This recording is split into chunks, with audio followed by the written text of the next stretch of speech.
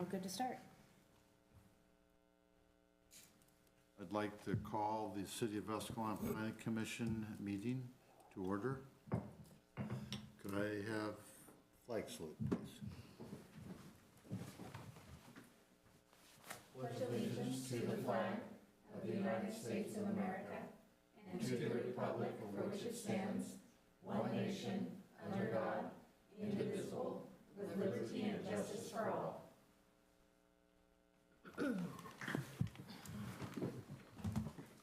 Roll call, please.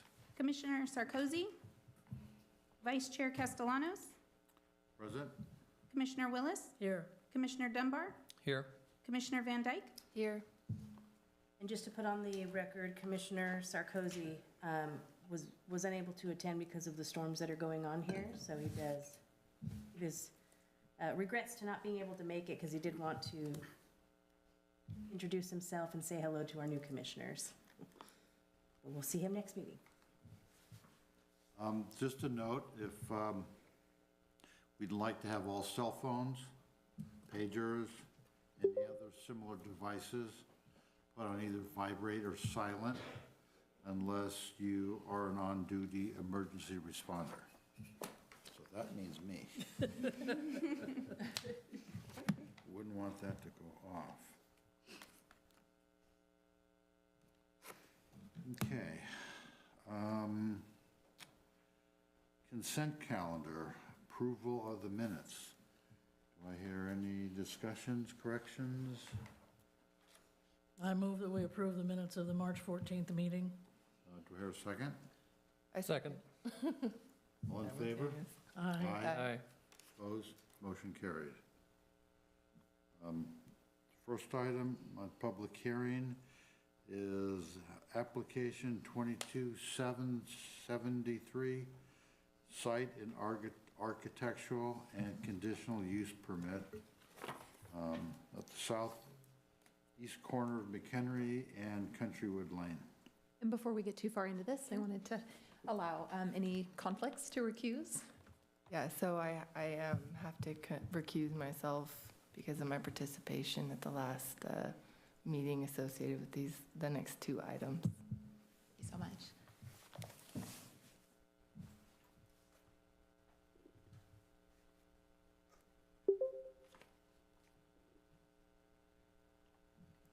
Anybody else would like to do some sense? Hope not. Yeah, really. Okay, so I'll open the public hearing. May I have a staff report, please? Thank you, Vice Chair.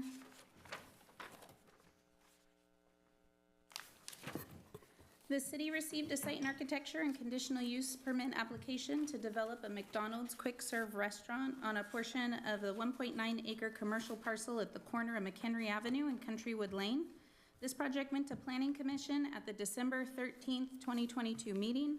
Staff report and exhibits from the December meeting are attached as Exhibit 1, as are the approved minutes attached as Exhibit 2. On a 3 yes, 1 no, 1 abstention vote, the project was continued to a date uncertain, allowing the applicant to evaluate the comments and concerns heard at the meeting and submit a revised site plan. The applicant subsequently presented several preliminary revised site plans to city staff, including one that eliminated the Countrywood Lane access, leaving one ingress-egress on McHenry Avenue. Police Department, Fire Department, Planning Department, and Engineering Department reviewed the revised site plans and all agreed that a single access point to the site was minimally supportable and not preferred compared to the dual access option with driveways on McHenry and Countrywood Lane. All departments preferred the original site plan presented at the December Planning Commission meeting over the revised site plans due to the original having 2 points of access, better internal circulation, additional parking availability, and significant drive-through stacking. Department comments are attached as Exhibit 6. The applicant reviewed staff's feedback on the preliminary revised site plans and submitted 2 final revised site plans to present to you, the Planning Commission. The details are below.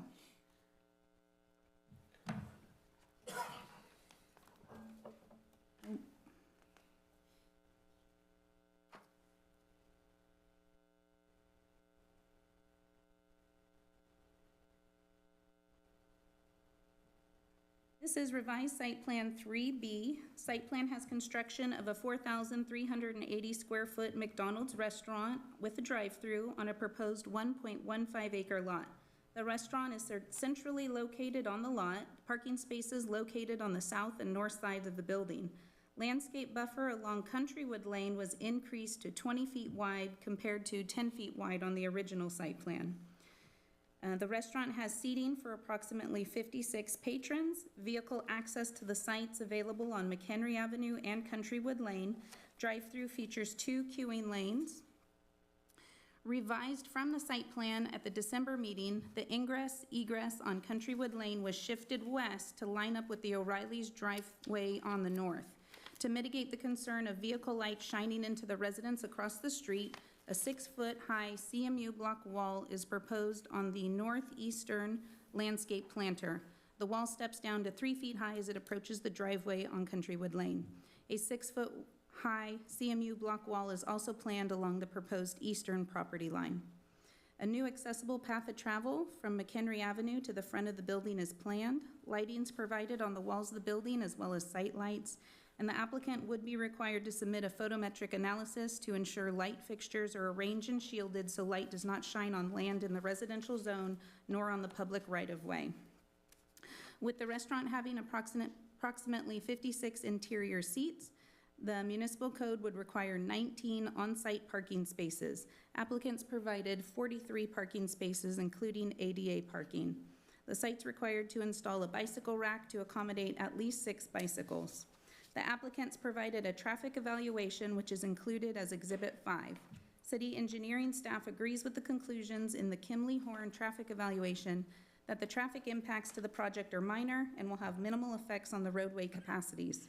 The traffic study does recommend a keep clear pavement marking behind the driveway at McHenry Avenue to maintain internal circulation, and this should be installed. The second revised site plan is referred to as 5B. This site plan has a 4,008 square foot McDonald's restaurant with a drive-through on a proposed 1.09 acre lot.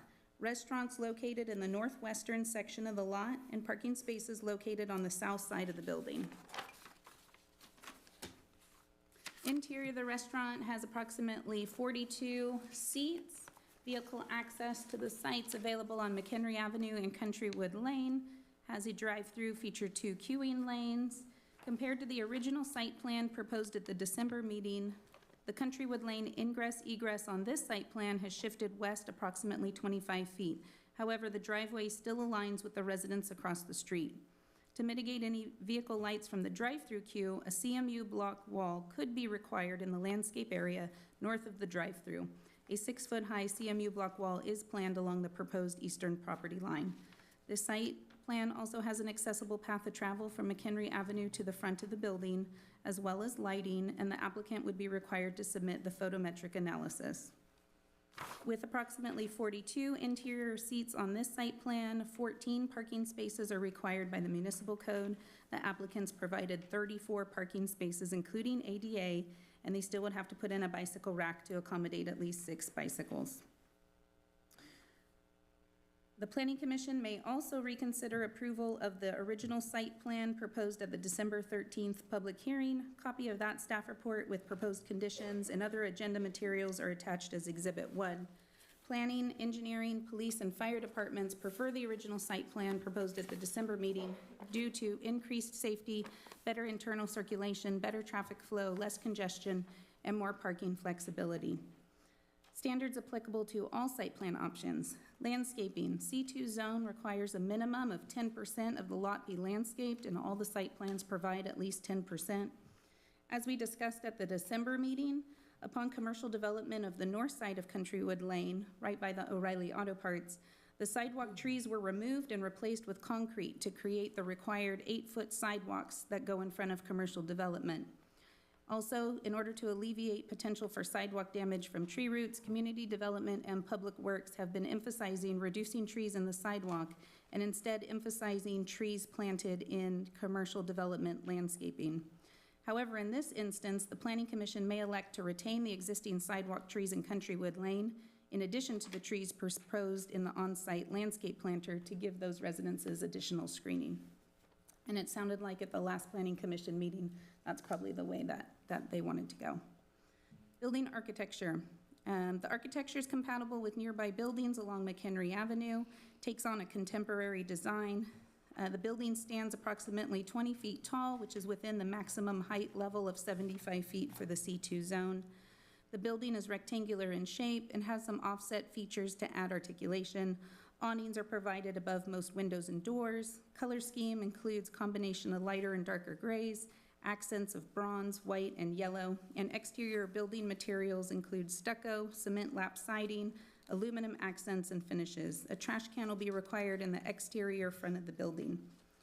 At this time, the applicants indicated that a sign plan will be submitted by a sign company as a deferred submittal.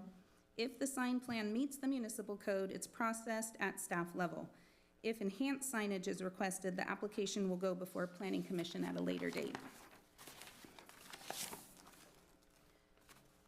Staff believes the totality of the projects exempt from the California Environmental Quality Act, also known as CEQA, under Class 3 and Class 32. Therefore, staff recommends that Planning Commission determine the project to be exempt from CEQA and direct staff to file a notice of exemption included as Exhibit 8. Analysis, site and architecture. Development of this project requires site and architectural approval from the Planning Commission. The below findings are required to approve the application.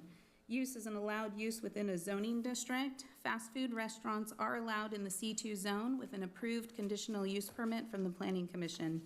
B, site plans consistent with the provisions of this chapter, the general plan, other plans and policies adopted by the City Council, and the site plans are consistent with the requirements of the zoning code, goals, policy, and the general plan.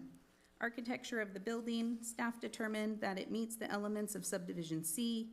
The architecture is sufficiently varied in design, uses a variety of building materials, colors, and textures.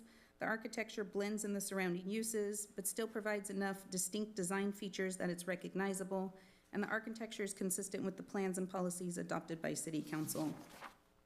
Site design, City of Escalon Engineering, Police, and Planning Departments, as well as the Escalon Consolidated Fire Department, have reviewed the proposed site plans and find that the site designs, as conditioned with conditions of approval, meet the findings required above, and the project's consistent with the general plan and complies with the standards and regulations adopted by the city. While the original is preferred, of the two revised site plans, department preferences are as follows. Police Department prefers 5B. Fire Department found both plans acceptable and had no preference. Engineering Department preferred Plan 5B, and Planning Department preferred 3B. Conditional use permits also required for fast food restaurants, and to approve the conditional use permit, the following findings A through C would need to be found. Fiscal impact, construction of the restaurant would develop a vacant infill lot, and the city would collect development impact fees on the building permit that offset city costs. Increased property tax based on property sales price and improvement value, and increased sales tax revenue benefiting the general fund. In conclusion, city staff's review of the site and architecture and conditional use permit application finds the project is in conformance with all the findings required pursuant to Escalon Municipal Code, Zoning Code, and General Plan.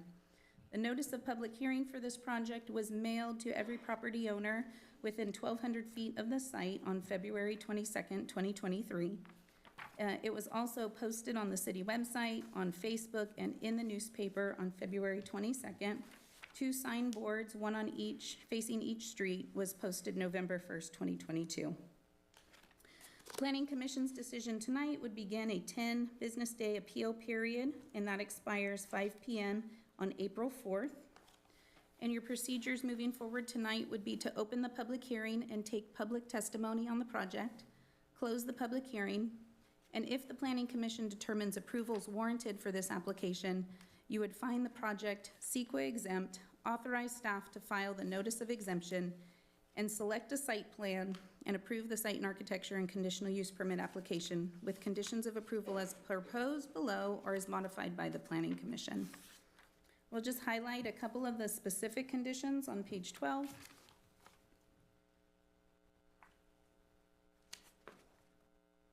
See if I can get there.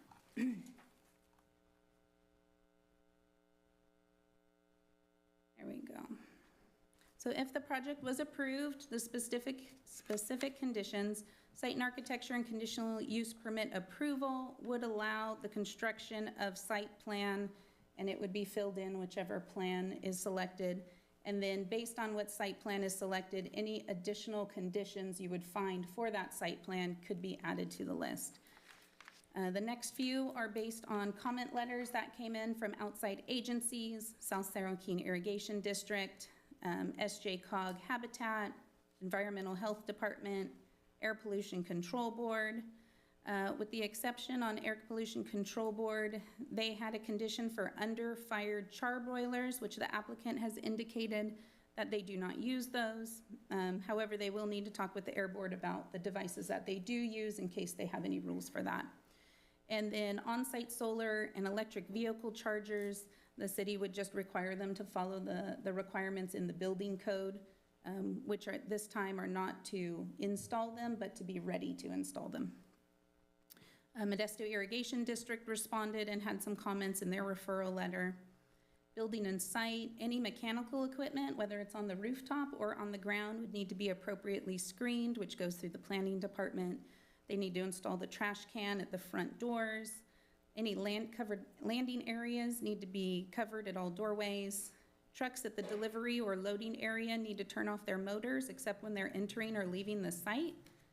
No idling signs shall be posted. Bicycle rack for 6 bicycles. And then the keep clear pavement marking at the McHenry Avenue driveway to maintain internal circulation should be marked. The next sections come out of engineering regarding to grading, mapping, water, sewers, storm drainage, lighting, trash enclosure, landscaping, which we'll want to talk about those trees on Countrywood Lane and whether they stay in the sidewalk or whether those get pulled out and a fully improved 8-foot sidewalk goes in. Fire department required a Knox box, as they do for all commercial projects. And then we just get into the standard conditions and the exhibits. Staff is here if you have any questions. The applicant is also in the audience. If you have any questions for them, you could speak to them once you call for the public hearing. Questions from staff? For staff? Yes, I do. And let me ask, would you like the applicant to come up, see if they have anything, and then start? Would it be more convenient for you all to have the applicant go and then ask all Is it of the more questions, or? General questions or specific to, Oh, these are specific. okay, would you mind waiting? No, I would prefer. That way, just in case there's overlap, we Thank can you get for that. everyone on the same page. I'm now going to open up the public hearing for the public to get up and speak either in favor or against, or please come up, state your name. If we want to have the applicant go first, I find that helps to Okay. kind of curtail the. The applicant, like to go? Good evening, all. My name is Robert Priest. I'm with Design UA. We're the applicant for the project representing McDonald's. Thank you again for scheduling this with us. If you want, I can go into more detail on the first submittal from back in December, but really the cliff notes from that to today is, like Diana presented to you, we put 2 new options basically in front of the commission today. Those were a lot of looking at the bullet points of everything that public had feedback on, and incorporating as many things as we possibly can to do that. Really the biggest one, just to summarize the overall, 3B was basically centralizing the building more to the, really pull it off the street, get to the south, get a little further away from the residents, using land. By doing that, we were able to do a little more landscape there to help screen it, do what we need to do there. It functions well. It's still not our preferred. Our preferred obviously was the one in December, but of the 2 options, the new options, 5B is our preferred just from an overall. I think both of them add a lot of different things that the public kind of gave us feedback on. The biggest one is really the tightening of the lot east to west, pulling it as far as we can towards McHenry. Really trying to avoid as much of the residents as we can, align as much as possible with O'Reilly's. 3B does that. a little more. 5B has a little bit better stacking. Still pretty tight and pretty close to O'Reilly's, but the circulation's a little better on 5B. So other than that, feel free, you can ask me any questions. Ms. Euchre, she's also here with McDonald's. And then we also have a representative with the traffic study from Kimley Horn. His name's Brooks. So feel free, you can ask any of us any questions. So Questions? Yes, I do. This is my first meeting, so welcome. thank you. So I've got a lot of questions, actually. Perfect. First, I'd like to know a little bit more about the McDonald's neighborhood concept or quick serve concept. I mean, in my mind, McDonald's are what you find generally near the interstates, in shopping centers, et cetera, et cetera. So I'm interested in the neighborhood approach, the neighborhood approach or the quick serve approach. Yeah, so a little bit, we had touched base a little bit on the last meeting. Obviously, you're new to this one. So McDonald's has an interest to be in Escalon. They've looked at the different available parcels that are around the city to do it. Of all the ones they've looked at, plus their analytics and looking at metrics and how they select sites, this was the ideal location for them. Really, again, it's serving traffic on McHenry, but it's also serving the residences that are around the area. So by looking at that, I'm not a real estate, so I can't talk specific to that.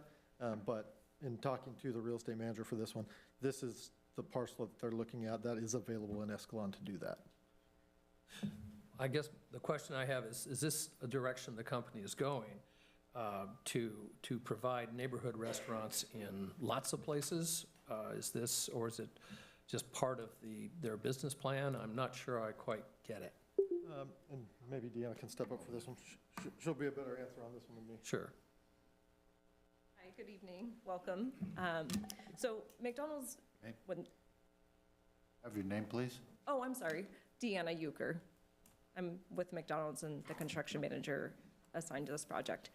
So when McDonald's is looking at new locations, they look at, what communities are underserved, and, they have a lot of data that they analyze with cell phones and tracking, and they can see where residents are going, where they're spending their money.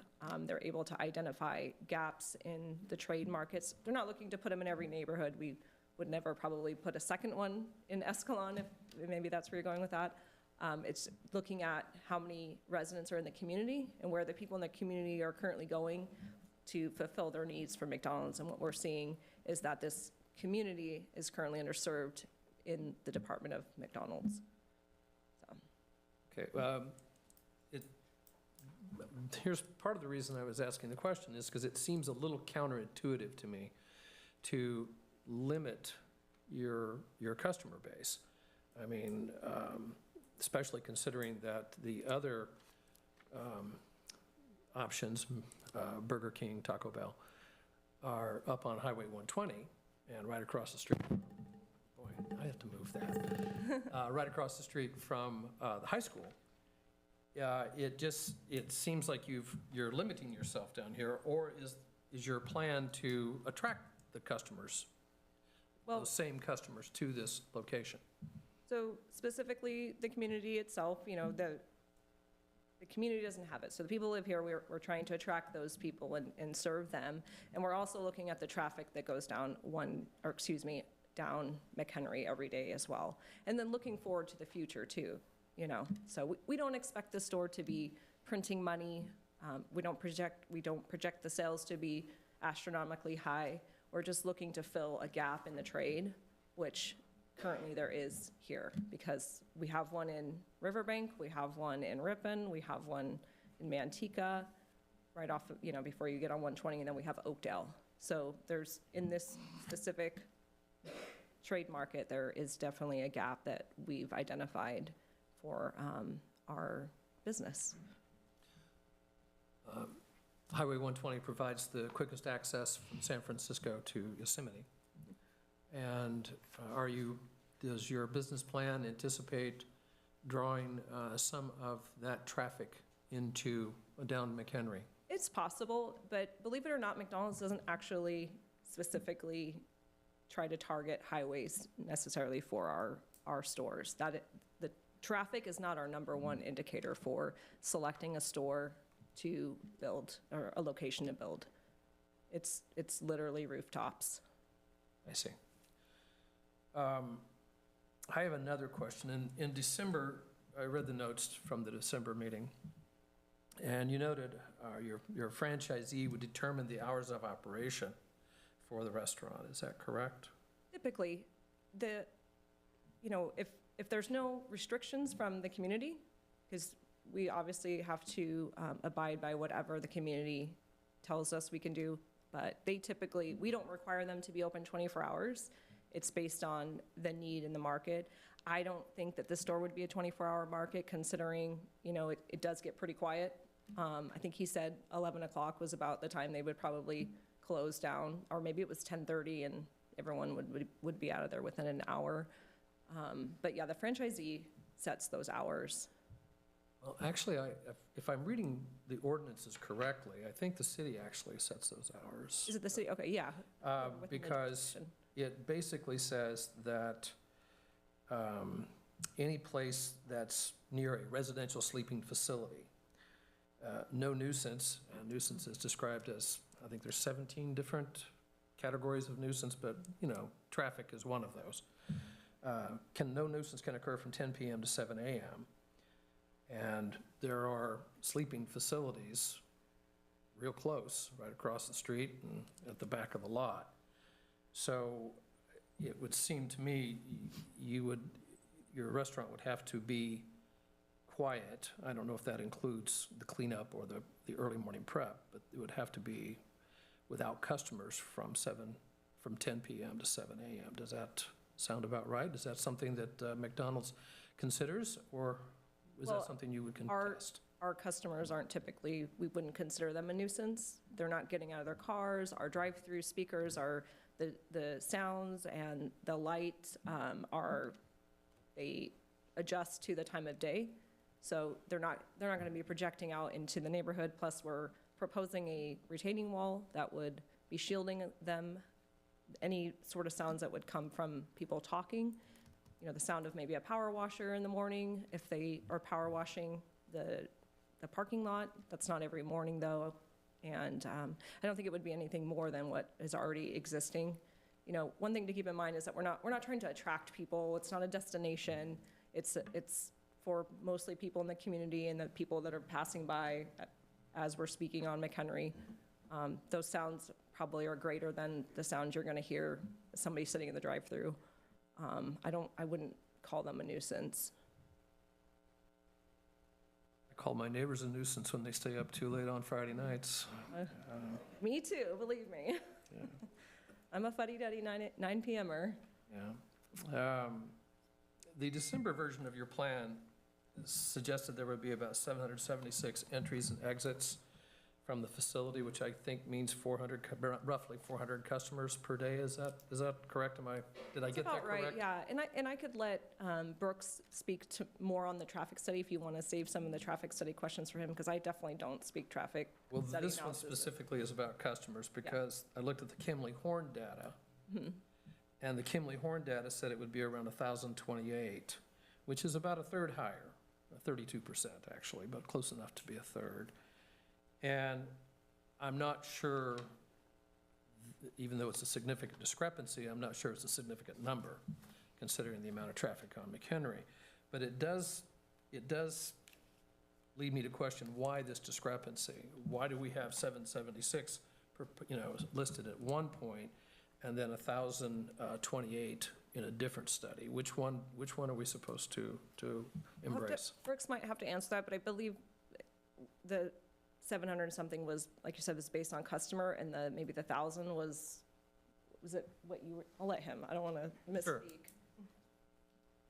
You want me to stay up here too? I've got more questions. Yes, I'll wait.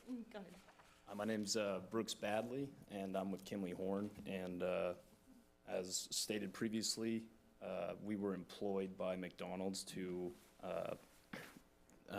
put this traffic study together and traffic study and analysis. And where that discrepancy is coming through with that number, and it's a really good point to bring up, is when we're dealing with traffic impact analysis, we're strictly looking at trip generation, which is looking at vehicles. And so we put in a factor of safety, if you will, because per all the manuals that we rely on to pull our data from and to create models to analyze the data, we're putting in this level of, hey, how many people are going to drive into McDonald's, in this case McDonald's, and decide, hey, you know what, maybe we don't want a Big Mac today, and they get on. So it's a level of safety, basically, that allows us to come up with the most conservative results in our study and analysis. So that's where that discrepancy is coming from. Okay. I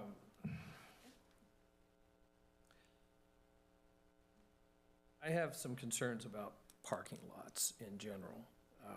There was a study done a few years ago that showed around 200 people a year die in parking lots from being hit by cars. About 6 weeks ago, there was somebody who was killed in a McDonald's parking lot in Bucks County, Pennsylvania. And on none of the plans do I see anything that offers a clear path for pedestrian customers to get to the restaurant without crossing traffic.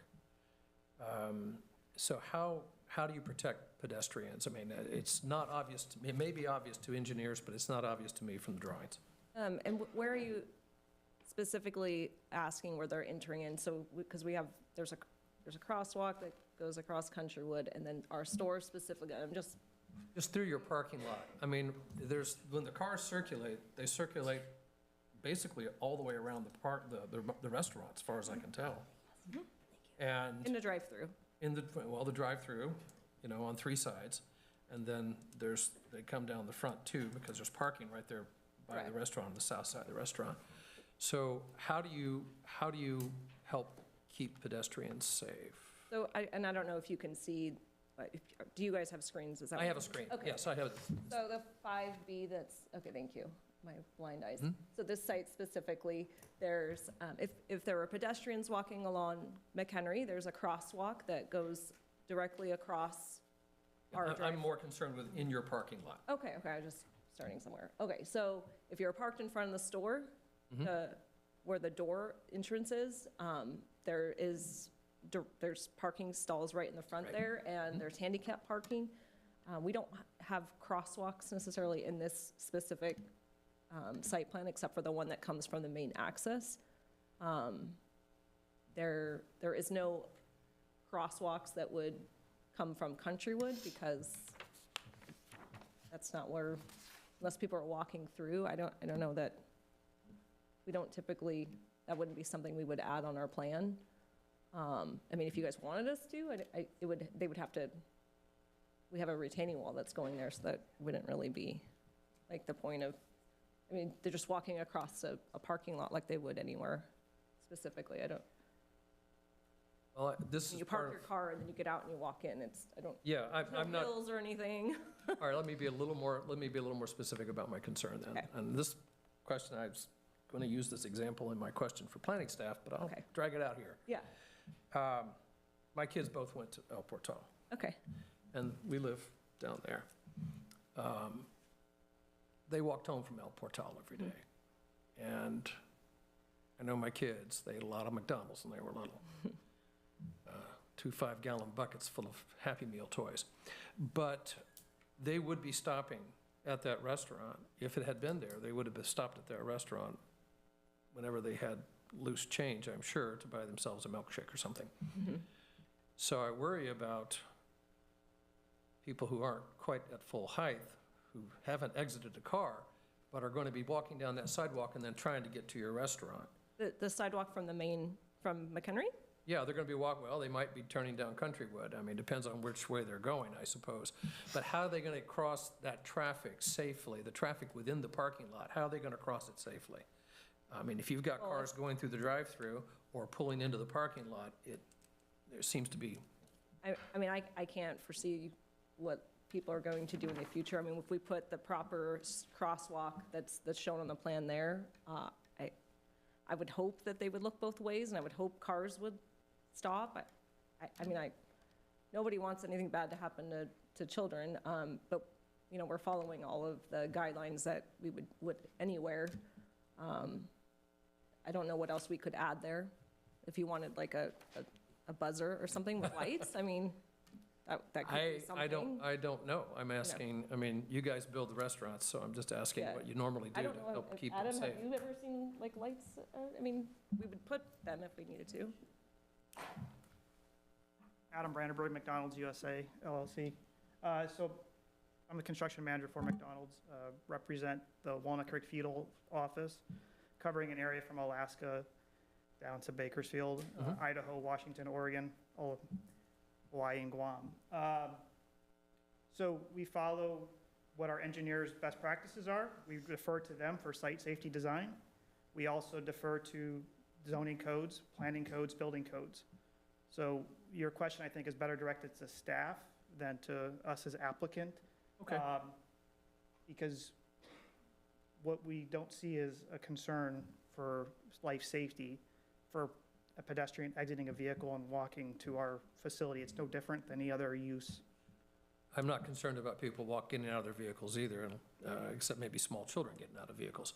I'm concerned about trying to leave the sidewalk and get to your restaurant basically on the way home from school. I mean, this entire neighborhood's loaded with kids. McDonald's has a lot of kids visiting their restaurants. So one thing that could be done at recommendation of commission would be to provide a continuous elevated path across that drive-through that meets ADA. And so you would basically create a speed bump for vehicles to cross. If it were particularly only concerned with the crosswalk from the public right-of-way to the restaurant facility, that's one means of addressing that. Internal circulation within the lot is a much more difficult. I mean, we can tell customers where to go, but they're not going to follow what we tell them. So that's where I thought you were going with the question, was about more customers in vehicles accessing our facility. Where if we're speaking specifically to customers coming off the right-of-way, walking to our facility, that would be one possible solution. Are you saying a speed bump within the parking lot to slow people down? So That's right before perhaps where they're exiting, I mean, where the crosswalk is? the crosswalk would physically be elevated. I see. And so the cars would have to drive up a ramp, across the crosswalk, and then down a ramp. And the kids would be a little taller. That would elevate the kids as well, if, yes, for Okay. height challenge individuals.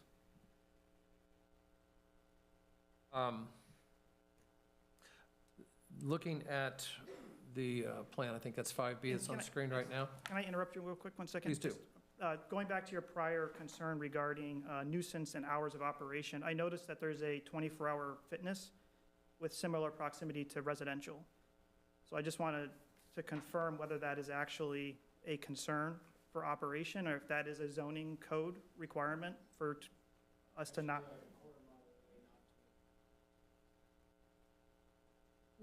If we can limit comments from the public for now, but what I would say is I think something we could talk about is going through the code and what the nuisance provisions say, and if we want to make a condition that's a little more restrictive, or if we want to just say, of course, as with any other business, that they're subject to all nuisance provisions already in the code, and that would be a code enforcement issue if there was a violation. Just an option to throw out there.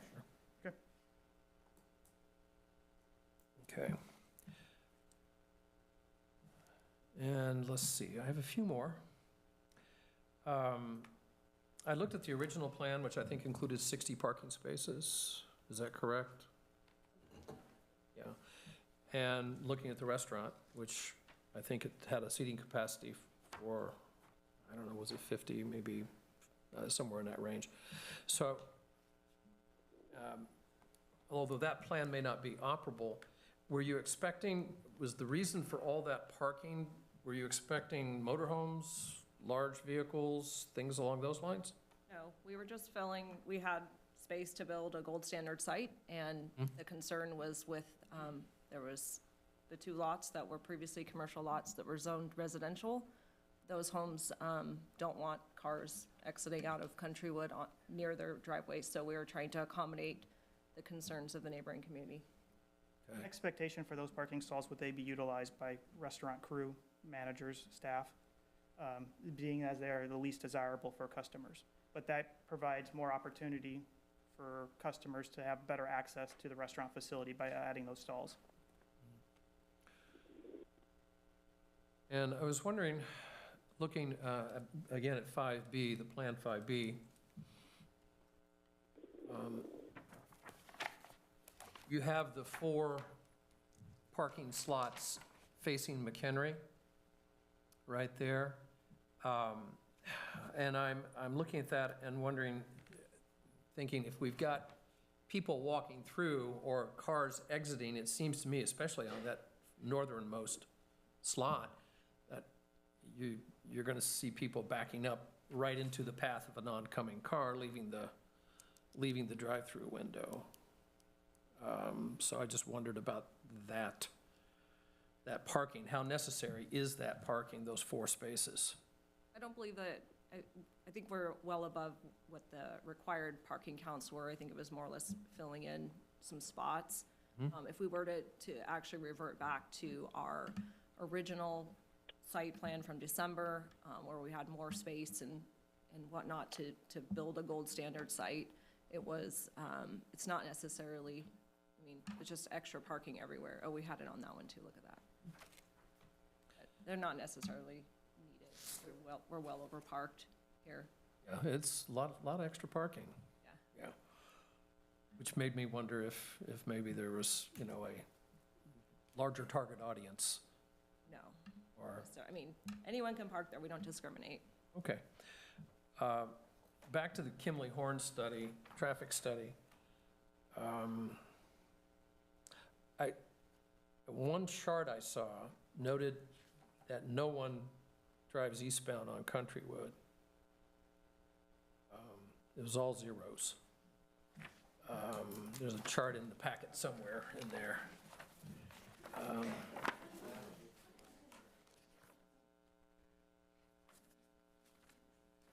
Which chart are we referring to? I should have noted it here in my questions list, but it's on down there. Keep scrolling. It's one of those. Yeah, it's not it. And let's see. It just had a whole big chart full of zeros there. Maybe this one. Yeah, it's this one here. She's over there. Right there, that one. I think yeah. this is it right here. Eastbound, Countrywood Lane, all zeros. Can we zoom in on the chart? Sorry. Are you AM or PM? I guess that doesn't matter.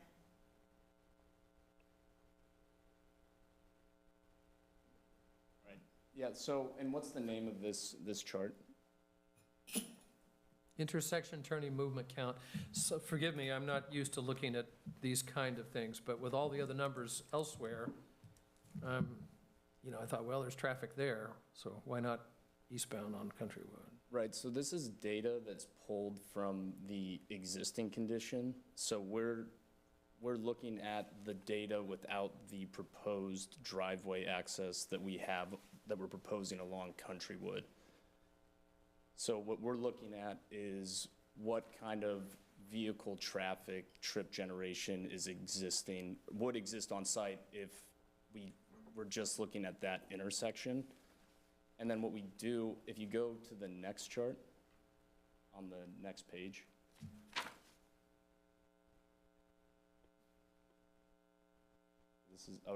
my mistake. This is the existing conditions one. So go to the next chart, sorry. Plus project.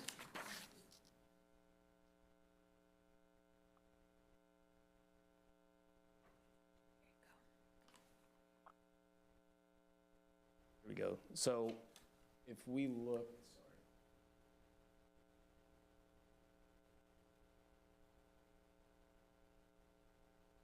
to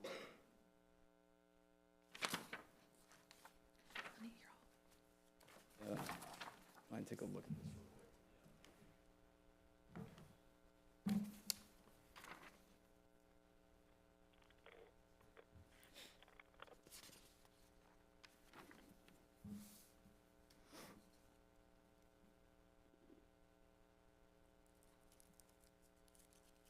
So basically, the data here is showing that for that eastbound direction on Countrywood Lane,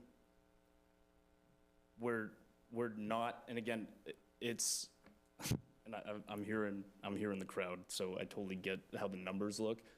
But essentially, based on the modeling and the manuals that we have available, we're projecting based on the worst conditions, or what are defined as the worst approaches from the highway capacity manual, to essentially derive what is the worst delay conditions, or what we call the level of service conditions. So what we do is we work with levels of factors of safety. Basically, we're always creating what's the worst case scenario. So this data total here that we're looking at Countrywood Lane, the eastbound direction, based on the highway capacity manual, is saying that there's such a small amount of projected trips to be generated from Countrywood, with most trips entering the site from McHenry. So there's a minimal impact, which is why the data table is showing the way that it is.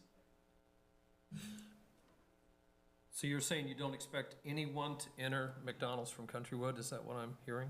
No, that's not what I'm saying. There's going to be trips generated from Countrywood. You're absolutely correct. And it's a great question, because that is a confusing looking data table.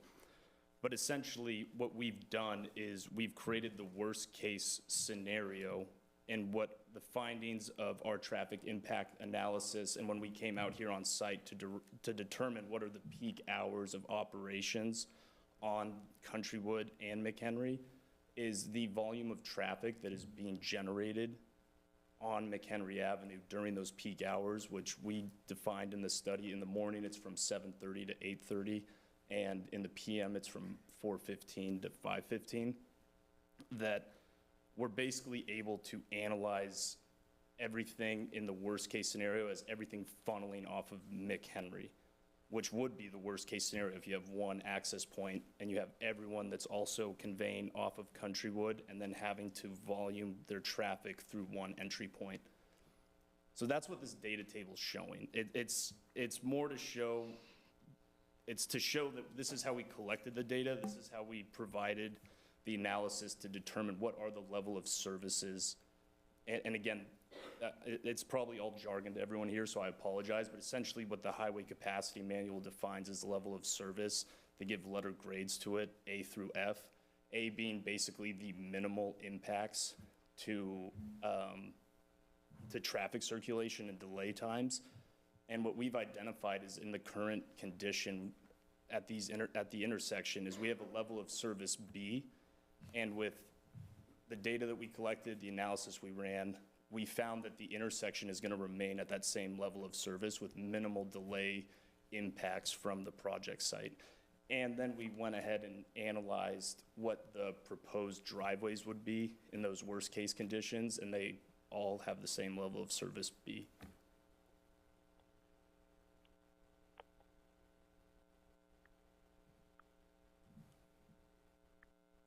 You know, I've got a relative who's an engineer, and I don't understand him much either. He's probably a lot more experienced than I am, I'll tell you. No, he's a chemical engineer, so He's smarter than I am. smarter than me. So I'm not quite sure I understood what you meant by that, but it wasn't a mistake. That's what I'm getting at. It wasn't a mistake. No, so, yeah, sorry, not to cut you off. It wasn't a mistake. It was a great question to bring up, and to be honest, as an engineer myself, you know, when we put these reports together, and not just for traffic impact analysis, but we do all sorts of analysis for designs and studies as required, and whenever we put the data worksheets in our reports, we usually get some good questions about it, because looking at the data is confusing. So, no, it wasn't a mistake, and you raised a really good question, so I hope I was able to at least clarify that a little bit. What I got out of that was that if we build a site here, you're not anticipating any extraordinary events in traffic because of it. Is that what you're basically saying? Yeah, exactly. I mean, That's what I got out of it. I mean, essentially, to hit a few bullet points from the study, a majority of all the trips are gonna be coming from the existing traffic on McHenry into the site. And the number of additional project peak hour trips, so that's between that 4:15 to 5:15 time when the traffic flow is the heaviest on the streets here. It's producing really minimal numbers. And then the small amount of trips being generated from Countrywood, just to reiterate it, most of these trips are gonna be entering the site from McHenry. So I know there's a big concern with the residential side on Countrywood, and we're anticipating there's gonna be minimal impact with the traffic circulation on Countrywood. Okay.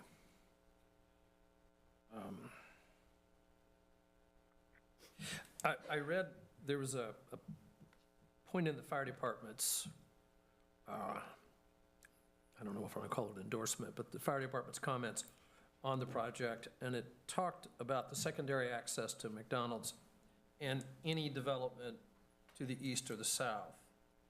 And the fire department suggested that with proper planning, it would allow for a shared access point from Countrywood to both parcels. Is McDonald's in the habit of sharing its access? Does that ever happen? Absolutely, if we had a neighbor that, eventually there's going to be a neighbor behind us at some point, we don't know when or who or how or what. At some point, they're gonna have a driveway too. If we were building at the same time, we would most likely propose that we would have a shared access on Countrywood. In the future, depending on what is built there and what they propose, it could be something that their real estate team, our real estate team, have a conversation about having an easement, a shared easement. Absolutely, that makes sense for everybody, but it's very site-specific. So I think when we're looking at both of these parcels as a whole, I think it makes sense to kind of keep that option open because that lot behind us someday will need access. So do we really want 2 access points, or would one combine one make sense? And considering the concerns of the community, I would think one would make more sense. Okay. And the size. And the other thing, and this is my last question for you, for people requesting this. The fire department also brought up a concern about a backup on McHenry in the turn lane. A backup, if I read their concerns correctly, a backup extending beyond Countrywood, and especially when there are peak flows. And I'm just concerned that, I'm just wondering what can be done about that. Is there anything that McDonald's can do to help keep the people southbound on McHenry from backing up across the, I mean, we talked about a keep clear. I know that was mentioned in the, I think planning mentioned that they would put a keep clear sign there. So you're speaking of, because cars traveling south on McHenry and wanting to turn left on into our parking lot? Right. Well, yes, turn left, correct. There's a turning lane, I believe, correct? Yes, there is. So I would believe they would just use the turning lane, right? I'm just concerned, I mean, the number that was cited there was 81 cars. I don't think you'll ever see 81 cars there. That seemed a little high to me, too. I live in Ripon, I come here all the time, my family lives here, and I mean, McHenry's pretty, I use your guys' Ace Hardware, I have my car serviced at Ford, I'm very familiar with the traffic flow here, and considering how busy McHenry is, you guys have done a great job of widening it and making it efficient, and with as many businesses that are along it. I can't foresee, I don't have a crystal ball, I can't see 20 years down the road, but. This does argue then for keeping the entry to the southernmost point of the lot as it is in, I think that's 5B. in Plan 5B. Is that right? Would that argue in favor of that? Because if you had it up higher, then you stand more of a chance of backing up that turn lane. Yeah, possibly, yeah. Or if we, reverted to our initial, the one from December, I think that one was offered even more room, probably. Yeah, it's been pretty far south. Really can't go much further. Yeah. Okay. There was one plan, I believe it was higher in the lot. The cut, That one might be a tiny bit. yeah, okay, Yeah, it looks, yeah, that little landscape thing right there. Yeah. okay. And that's all the questions I have for you. Thank you. Okay, well, thank you. I appreciate you guys, you taking the time to go through this. And, I just hope that whatever decision you make, if it's in favor, that you're looking at all the options for long-term. I know it's easy to look at the right now. We've given you 3 great layouts. 1 and 2 of them are better than others. So I just ask that you think about the long-term use of the lot and the community's use of the lot. And if you have any more questions, I'm happy to come back up. And we'll have some about the parcel split. Not so fast. Barbara. Number one, are you familiar with the exit out of where Marshall's is in Modesto? There are 2 egresses and 1 ingress. So what about widening the driveway onto McHenry? So maybe there's 1 to scoot over into the left turn lane, 1 to go right, and then you've still got the ingress below it. So looking at 5B right now, so off of McHenry, you're just asking to widen the drive aisle? I don't see why we couldn't do that. For dedicated left out. That affects traffic on traffic on our side. I don't know if that's a. Yeah, I'm like, Apologize. no, it's okay. For talking in that at the mic. That would assist with traffic cues onto the property, not so much affect traffic cues in the public right-of-way.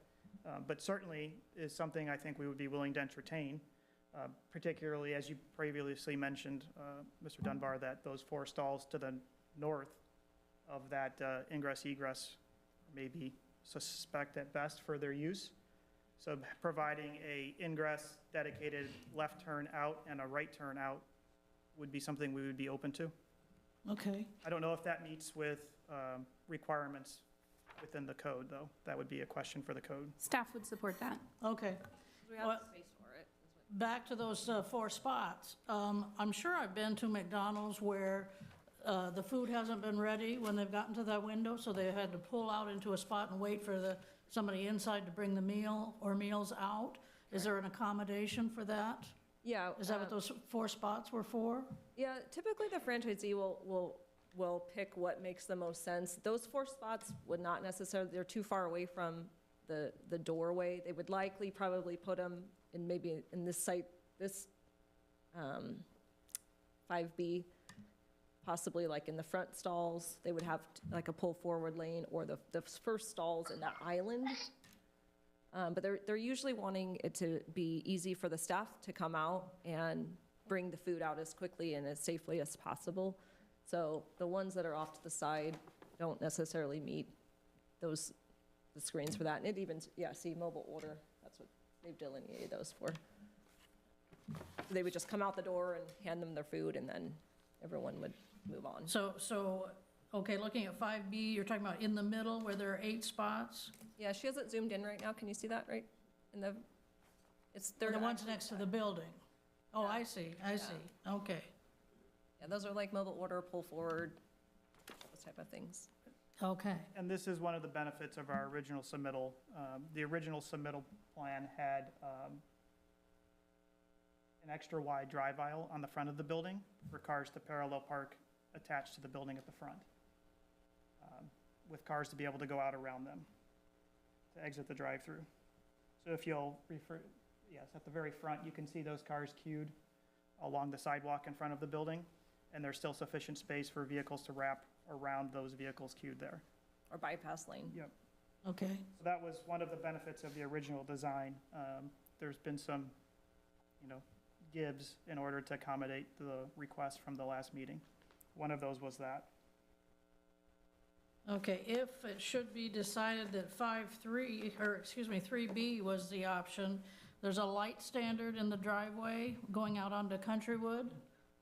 It would have to be moved or replaced, or, We'd have to relocate it wherever made sense for you guys. I don't, when it comes to the CMU wall, is that only on the east, or is it also on the south? To the north.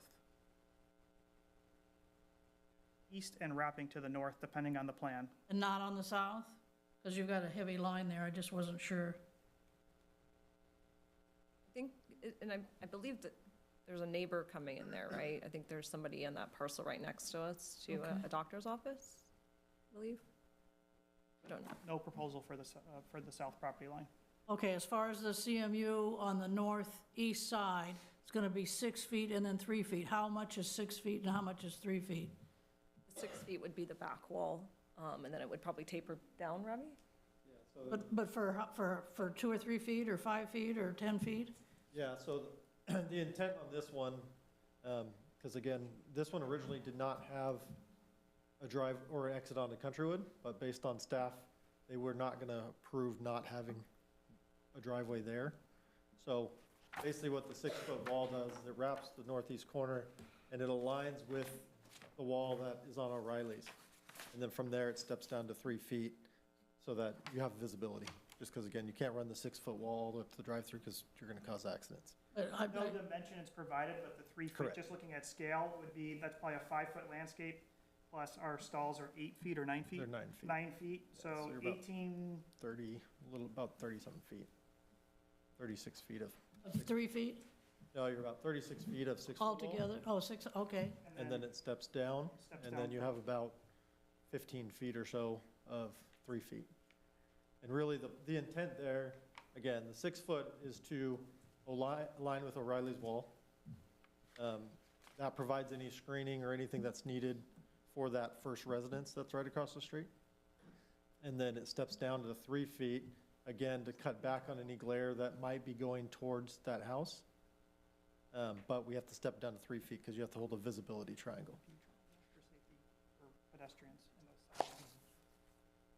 Okay. That's all I have right now. Thank you. You're welcome. Thank you. Have a couple of questions on the traffic study. On your page 3 of 6,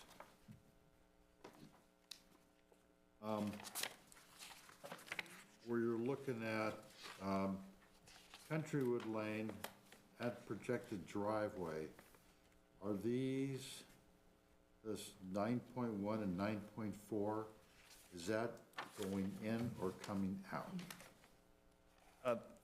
For these delays, we're looking at it's delay along Countrywood. So it's being caused essentially by the full traffic circulation. Okay, this is only, so has there been any studies about what your best guess is, how many vehicles are going to be exiting that site onto Countrywood? Yeah, so we have trips out. What page is that of the report? Well, so we have a proposed project trip generation. It's on page 2. Table 2 is the summary of it. And this isn't breaking it out by, it's not being specific to Countrywood or McHenry, but the peak hour trips that are being generated, like if we focus on the PM peak hour, for instance, we're showing a total of 66 net trips. And then if you go to table, let me pull it up for you real quick.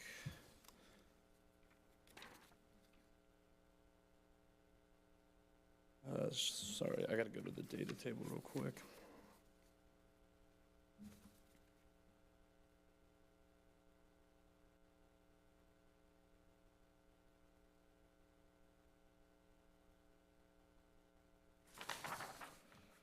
So actually, that is a data number that we aren't showing in our data table right now, but if it's a number that you guys are looking for, we can definitely go ahead and provide that number.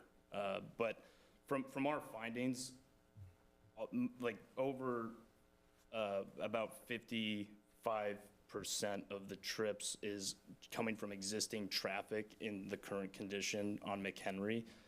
But we can definitely get you guys that number if that's something that you need, Steve. I know that there's people in the audience that had concerns about traffic on Countrywood. And I'm just trying to see if there is, this is showing peak at 66 cars a day or an hour leaving McDonald's, but it's not how many are coming on McHenry, how many are gonna be projecting leaving Countrywood. Right, and we're currently not showing that in great detail in this analysis, but what we do have is our queuing analysis results, which are on page 4. And those give a pretty good look at what kind of queue lengths you can expect. Unfortunately, that's not breaking it down by trip generation. So, and again, I know that. What is queuing analysis? Tell me in layman's term, what does that mean? So, no, it's a great question. It's a great question. So queuing analysis is basically determining, like, let's say we have a stop sign, right? And you have a car come to the stop sign. That's one car in the queue. And then based on the highway design manual, we assign like an average linear footage based on the type of road and the type of usage and area that road is serving. So the queue length is essentially how many car lengths are there at any one intersection. So, and again, I get it. That's not as easy of a number to digest as saying, oh, this will have 3 cars coming out onto Countrywood or 5 or whatnot. But I can tell you from our findings that there's such a small amount of queuing, and we know that Cottonwood is a major concern for everyone here. Countrywood. Or sorry, I'm sorry, Countrywood. But ultimately, we determined in our study that vehicle queue is going to be such a minimal impact to the existing public right-of-way on both McHenry and Countrywood.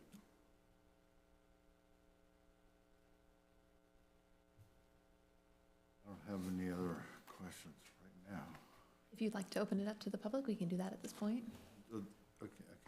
I thought we already opened it up to the public. Sure, but, I'm gonna open the it up transition from the applicant to the public. If anybody from the public would like to speak in favor or against, please state your name. My name is Matt Felber. I live at 1965 Countrywood, so. You don't need to give the address, just. Oh, that's fine. I'm not worried about it. I'm going to make point to something that'll take us there in a minute. First, Mr. Dunbar, I would like to thank you for your questions because your questions basically showed the intent of what McDonald's wants for this business in this location. They have no way for people to access on foot, just one little walkway. Their intentions is not to serve the community that it's right next to. Their intentions are to draw as much traffic off of McHenry and 120 as they can.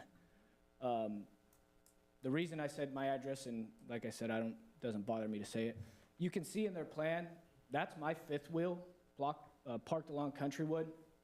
I bring that to my house a day or two before I take a trip. Just that fifth wheel alone parked there slows traffic. Only one vehicle can pass at a time because the streets are so narrow. We're gonna add a McDonald's drive-through that's gonna draw in what other kind of traffic parking along Countrywood because they can't house enough parking stalls or even just the traffic in general coming through. You have residential homes that are forced sometimes to park a car on the street. It's gonna bottleneck that entire road. McDonald's brought up a point about having locations in Riverbank, Oakdale, Ripon. Those are all in commercial areas. Not a single one of those locations is literally within a stone's throw to a residential home. I disagree fully that this restaurant will not be a nuisance to the people who live in that neighborhood. One representative brought up there being a gym located near Marval. That gym is open 24 hours a day, their doors shut, and no noise exits that building. There's a distinct difference between that gym and having a driveway speaker where people are taking orders and yelling from their car windows till whatever time that the franchisee decides that they want this business to be open. This business is being built to generate money. Nobody builds a business because they just want it to be there to serve a community. Their intention is fully to get as much traffic and as much revenue into that business as possible. I have never met a single business owner that opens a business to either just get by or lose money. My final comment would be, I'm not an engineer, I didn't go to college, but estimating a worst-case scenario for traffic at 0, to me, sounds insane. We all live in this neighborhood. You're more than welcome to come over. You can come over to my house and have dinner and watch how much traffic flows up and down Countrywood all hours of the day without this business here. So my concerns are that McDonald's is presenting this as they want to serve neighborhood rooftops, when that is not the intention. The intention is to get as much traffic from McHenry and Highway 120 and generate as much revenue as possible. So, thank you.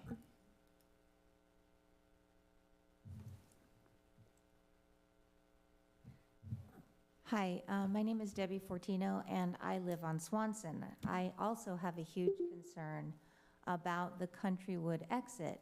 That is a very, very narrow street, and already the auto zone location that has a loading bay right there that comes out onto Countrywood. They don't always have deliveries, but periodically they'll have a delivery where their big truck comes in and backs into the loading bay and blocks off a section of that Countrywood that is directly in line with where that exit onto Countrywood for the McDonald's would be, which would mean a complete logjam of traffic right there. Not only that, but I don't have any young children, but there are a ton of young children in that neighborhood. There's a park that's almost it is directly across the street from my house on Swanson, and kids from all over Escalon come to play in that park, and there's all kinds of people in traffic around that area. Already when I came to a meeting many, many years ago when McHenry was going to be widened, and one of the comments that was made during that public hearing was that widening McHenry was going to help slow traffic down on McHenry. I remember that specifically because I thought at the time, that's crazy. What that's actually done is sped up traffic on McHenry. People drive through McHenry like it's the Indianapolis 500, and traffic coming off of McHenry into a drive-through McDonald's is just going to cause many accidents on McHenry. Not to mention the fact that having that McDonald's in a mostly residential area, in fact, the 3 homes that were built right there on Countrywood, one of those homes I know has some very young children that live there. I've seen them out in front playing. To me, that's a total hazard how narrow that street is. Those kids are right out in front there. The other thing is that McDonald's is a draw for high school kids. You know that high school kids are going to want to go there on their lunch hour or however long they get, a half hour. They already swarm over to where the Starbucks is and the other hamburger joint. If they have to go down to a McDonald's for lunch, they're not going to make it there by walking. So you know they're all going to hop in their cars and drive over to McDonald's quickly and pull out quickly so they can get back to school. I mean, that's just going to happen. And to say that they can't understand what might happen down the road by having an exit for a drive-through onto Countrywood, which is a narrow street, is really short-sighted. I mean, it's obvious that a drive-through that exits onto Countrywood, which is right, I consider Countrywood a residential street now. Now that there's 3 houses that are built directly on facing Countrywood, it seems to me that that would convert that into a moderately residential street, not a C2 location, because those 3 houses were built based on the zoning map that's currently published on the city's website.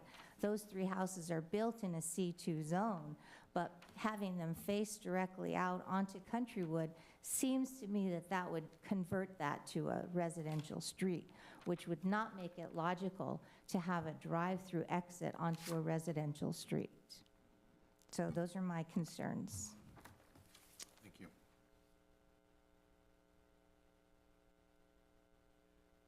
I am Roy Fortino, and I live with my wife on Swanson.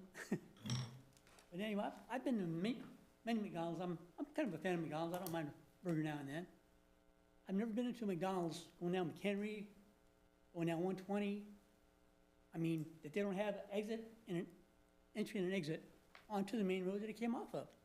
I see McHenry here. Well, for one, first of all, I don't understand with all the open spaces up and down McHenry, closer to the high school, why they picked this one plot here. Because I mean, me and my wife walk around Escalon every day. And we see all kinds of land over there. I don't know if it was just some kind of a special deal they got on that property or not, but there's tons of property down there. They could put one that's not even near a residential area. But I see this plan here, and I see the entry coming off McHenry, and I see the drive-through going out. Why they just can't go straight back out on McHenry, I don't know. I'm not an engineer, but it makes sense to me that you could have an entry and an exit where that one is, and then the exit from the drive-through right back onto McHenry. And then the kids coming down Countrywood would have all kinds of access to come across the street without any danger of all these people zipping in and out of Countrywood. That's just my opinion. Thank you.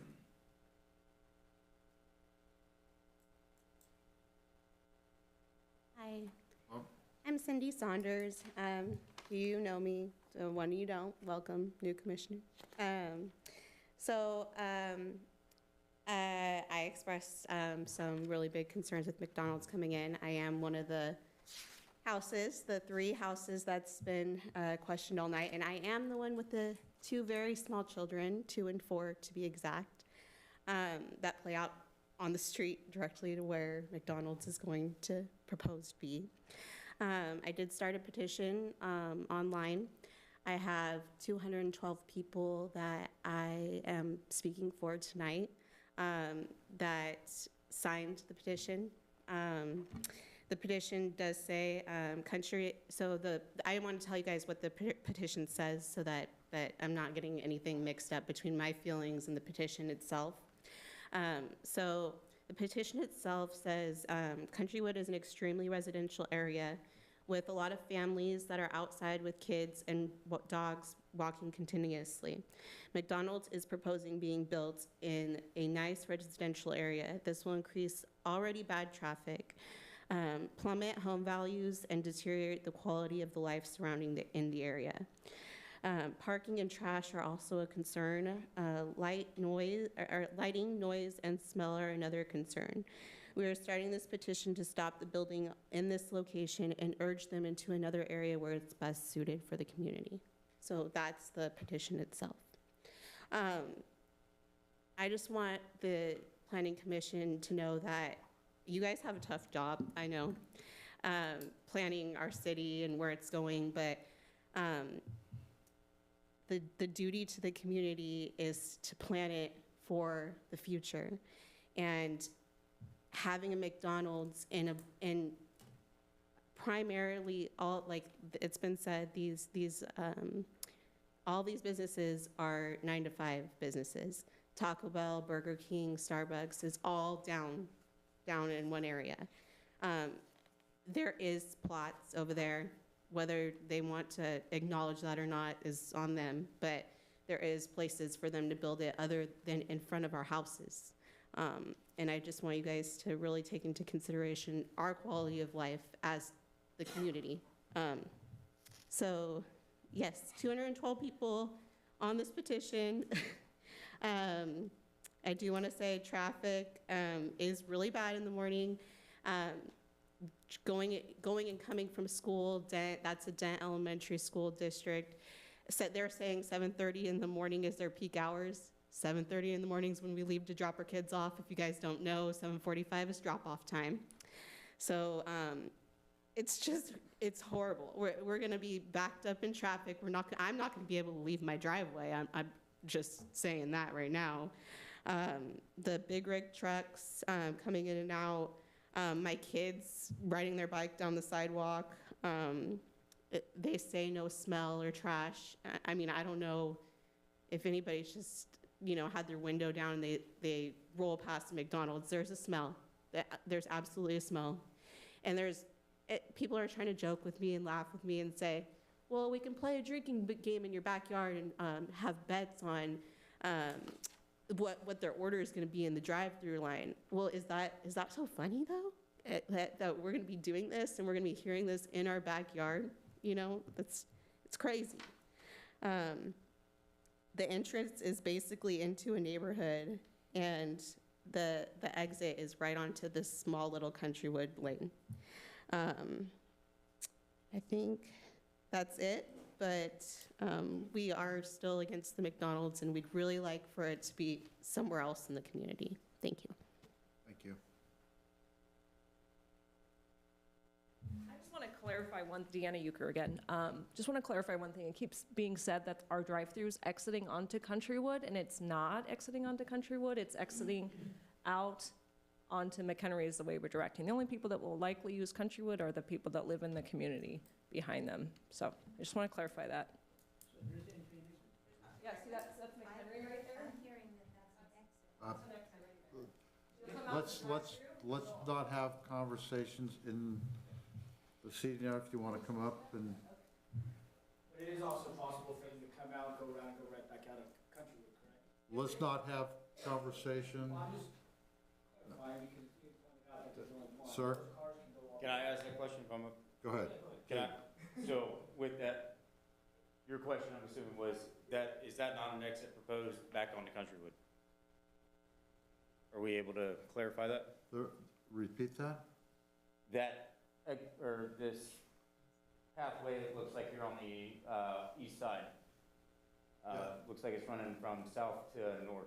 There's going to be two exits off of that property, one on Except for that Countrywood. parking lot right there, that looks like that is an extra exit where it has arrows pointing all the way back out onto Countrywood. There's going to be two exits, one off of, as proposed, one off of Countrywood, one off of McHenry. Off of McHenry. So that was the question from, Yeah. I believe, everybody else in the audience. There's two new proposed plans that we're also looking at. One, the exit is gonna, the headlights will hit one of the houses directly across. Mhm. The other one is, it's gonna be right in front of, across Napa. Or not, O'Reilly. Okay. Well, the one that we were looking at just recently had everything going either off McHenry out into Countrywood, so I think that might have been some of the No, confusion. they're both, there's gonna be one No on matter what. Countrywood, yeah, there's, Okay, so no matter what, there's gonna be something that goes on. yeah, well, you got a corner lot. Yeah, but that, I think answers the question for everybody here, that Yeah. there's at least gonna be one exit that goes on to Countrywood. Yes. If you guys don't mind, I don't know whether or not the staff for McDonald's that's here, that's representing them, actually has a idea of how far Countrywood Lane actually goes back. Because it's not just that piece where intersection, at that T intersection right there on the Swanson, it actually goes back further, I believe all the way down to St. John, if I'm not mistaken. So I don't know if you guys have a way to pull that up via Google Maps or not. I'm sorry, did you say your name? Oh, no, I didn't, my bad. Thank you, somebody else got it. Appreciate it. I'm Doug Gruden. I live at 1534 Deborah Circle, so I'm right there in the Countrywood Estates area. I just don't know if they actually have an idea how far Countrywood Lane actually goes back. It goes from here, it tees out to Swanson, and then it picks back up and goes out to St. John. And then it goes back out towards where Main Street comes through across the railroad tracks. So they say that there is a minimal amount of traffic that is going to be impeded, or a minimal amount of traffic that's actually going to be reintroduced into this proposed plan, but I don't think that's the case. The amount of people that live on that side, they're not gonna go all the way down 120 and then bust left on McHenry. They're gonna start cutting through the neighborhoods. That's a guarantee. I can tell you that right now, that's a guarantee. Everybody, it is a extinct piece of people's nature is to take the least path of resistance. And that is that, going right through the neighborhoods to get to that McDonald's, 100%. The kids that live inside Countrywood Estates, I mean, there is a ton of them. My kids play on the streets. My son has almost been ran over on Deborah Circle already just from residents. I can't imagine the additional traffic that's gonna come through. This is bringing up other things from a different meeting, so I'll just state it very quickly and end it at that. But the proposed speed bumps and additional stop signs that have been requested in that neighborhood have yet to been answered, or there were supposed to be speed traps or a speed trailer or something along those lines set up in that neighborhood to account for those people that are speeding through there, so to speak, to be able to kind of build a base upon that. Nothing has occurred from that. The last thing we heard was Oakdale PD, our police department was trying to get in contact with Oakdale PD about getting one of these trailers set up, and still haven't heard anything. If we have people coming through trying to get to this McDonald's, it's gonna happen. People are gonna speed, people are gonna continue to do that. It's gonna create a influx of traffic beyond what they're thinking versus, you know, the data that they have presented to them. The data only accounts for probably that small portion of McHenry and Countrywood, not everything else that falls in between and behind it. So for me, I'm 100% against this McDonald's. I think the fact that there are plenty of other places that this thing can go, including further down McHenry, there's lots in between Ace and Ford that are completely available, as far as my understanding is. There's further lots down further up McHenry. If their idea is to attract business and attract customers, why not push it further up by 120? Why not push it further up by all the other fast food chains that we have? Why does it have to be here? That's my question for it. So I'll rest my case for that one. Thank you.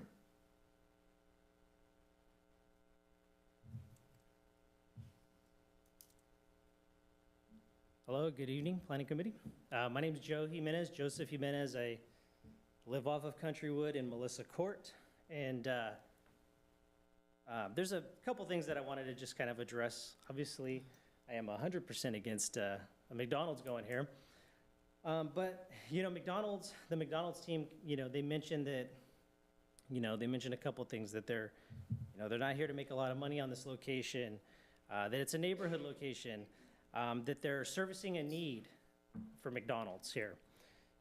Well, I can tell you that there's just from where we're standing right now, there's 12 McDonald's within 11 miles of this location, 3 within 8 miles. So there's plenty of places that my family services their need for McDonald's. We have the app. We use McDonald's. We just don't want one in our town, let alone our neighborhood. Some of the things that were talked about, the statistics, the data that, you know, in my eyes was very skewed. If risk is at 0, and as Douglas mentioned, you know, that's not even factoring in living in this community. When you go down, you look at St. John's, you look at across Santa Fe, you have Vine off of there. That's all added traffic that's going to be coming and cutting through Countrywood. We live in a court as well, and just for people coming in to make a U-turn, you know, in our court, we got 12 kids that live in our court, and we've had all under the age of 11, and we've had kids almost hit just by people coming in and making a U-turn. So now we're talking about multiplying that by, we said, what, 700 parking spots or traffic swings. The other thing is talking about this data. So we look at it. So traffic, you know, risk at the 0. It's not factoring in everything that Douglas just mentioned. We have, you know, you're talking of a queue. The gentleman explained the queue number, which I appreciate him breaking that down. But we talked about a compounding. You have a 5 to 10 car queue at the stop sign. Plus, we mentioned that potentially 60 cars, think was one of the numbers, in that turning lane off of McHenry. So if you're coming out of Countrywood, you're seeing a queue of 5 to 10 cars. You need to go to Modesto. You got traffic covering that turning lane. Now you got a train that, one of the 10 trains that's coming through the city every day. And then you compound that with all the children that live in this neighborhood that are riding their bikes, that are walking, coming home from El Portal, like Mr. Dunbar's kids used to. And you're just asking for a disaster. None of these statistics and numbers or data account for anything. We're talking about people's lives, families' livelihoods. You can't put that on a spreadsheet.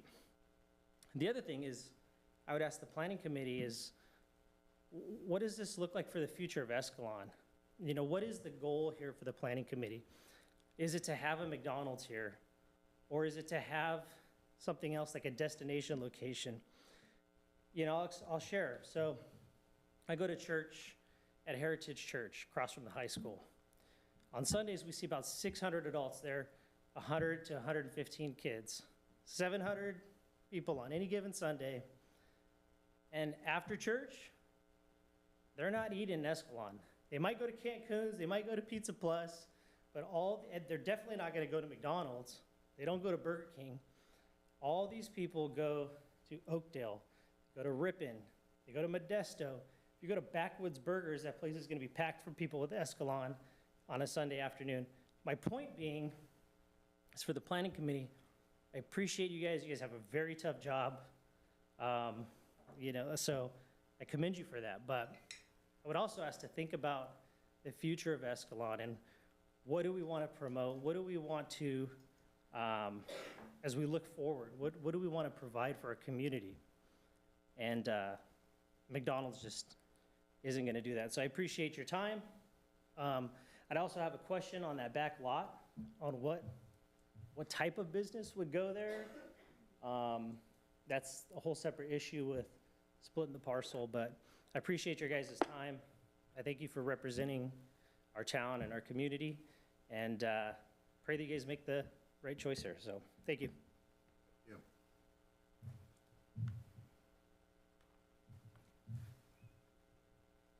Evening. Shane Nowling. I live on Swanson Drive that tees right from Countrywood Lane. Got a statement and a couple requests. So as was said earlier tonight by the staff, they picked this lot based on rooftops. That's what I heard. I understand why they picked that lot, because our neighborhood, our community is probably the largest in Escalon, okay? But I guarantee you, based on what we did, 100% of those rooftops in our community doesn't want McDonald's there. My request would be, and I think we have the plan up here, 3B,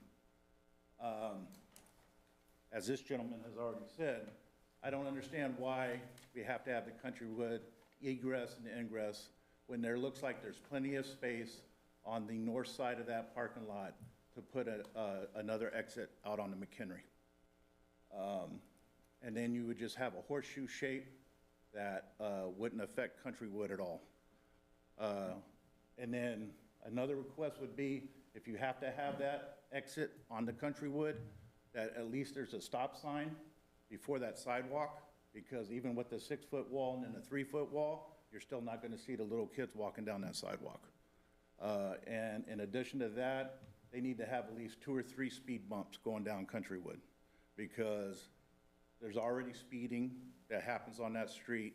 You add McDonald's to it, and all the teenagers that are going to be driving there, that's just going to add to it. I think that's all I have for tonight. Thank you. Thank you.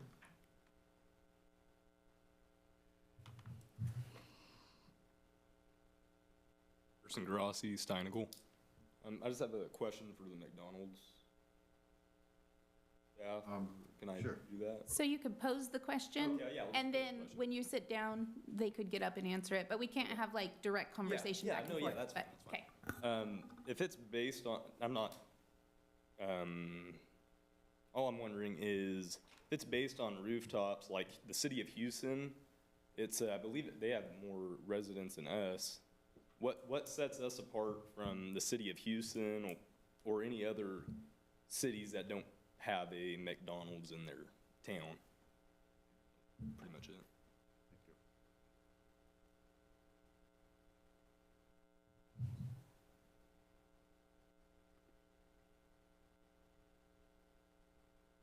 With regard to his question, we are constantly identifying sites. This isn't the only project I'm working on currently. I have projects all over. I don't believe I have one in Houston, but I'll put that on my ticker and let my real estate manager know to actually look at that.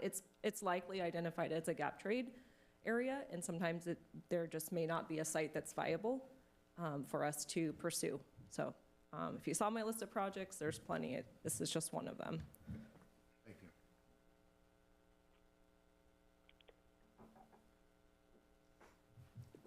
This is Ann Shaddix, and I would like to just give a vote of support for McDonald's.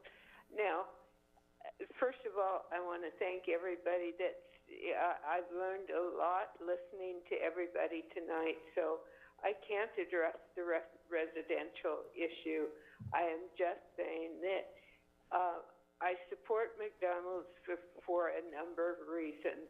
One, I do like it being on McHenry versus 120. We've got enough on 120. We've got too much activity there already. Now, whether it's at that location or someplace on McHenry.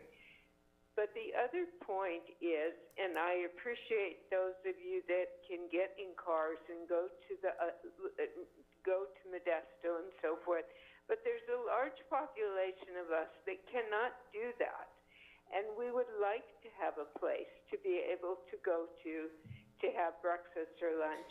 And in spite of the fact that you're talking about how much money they want to make, for us, the price is considerably less and often more possible for us to go out and eat. So I looked into some of which I thought were the broader issues. How do they treat their employees? Their benefits are exceptional.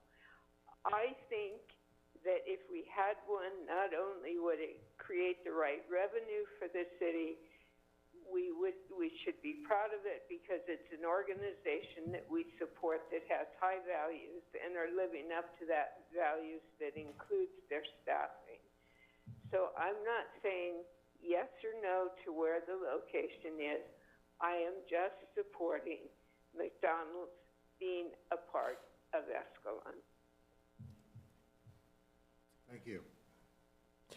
Okay, Cody, Fowler, 1550 Judith. I guess I have a question first for the city.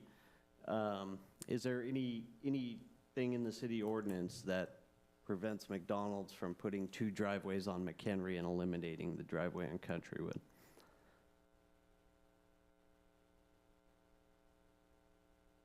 I wouldn't say there's anything in the municipal code. Would you say that's correct? I wouldn't say there's anything in the municipal code that prevents a business from having 2 driveways on McHenry. However, when the engineer evaluates that, you don't want driveways too close to each other because it creates conflict with traffic when people are trying to exit at the same time and they try to get at least 200 feet between driveways. And so having the 2 on McHenry, 2 driveways out of the site, plus the intersection of Countrywood and McHenry, it wasn't advisable by the city engineer. It's also located on a corner lot, and so a typical, very common standard with anything that's constructed on a corner lot is that you utilize both access sides. So you put a driveway on both sides of the street because that eases circulation of the area and access on and off the property. Can the applicant apply for, what is it, a variance to kind of get some special condition for them to put 2 driveways on McHenry and eliminate the driveway on Countrywood? They wouldn't need a variance to apply for that. It would just be part of the site as they apply for it. Probably using the wrong terminology, but Sure. Could they ask to do that? Yes. City staff would not advise it, but it is something that Planning Commission could approve. City staff wouldn't advise it with the outcome here?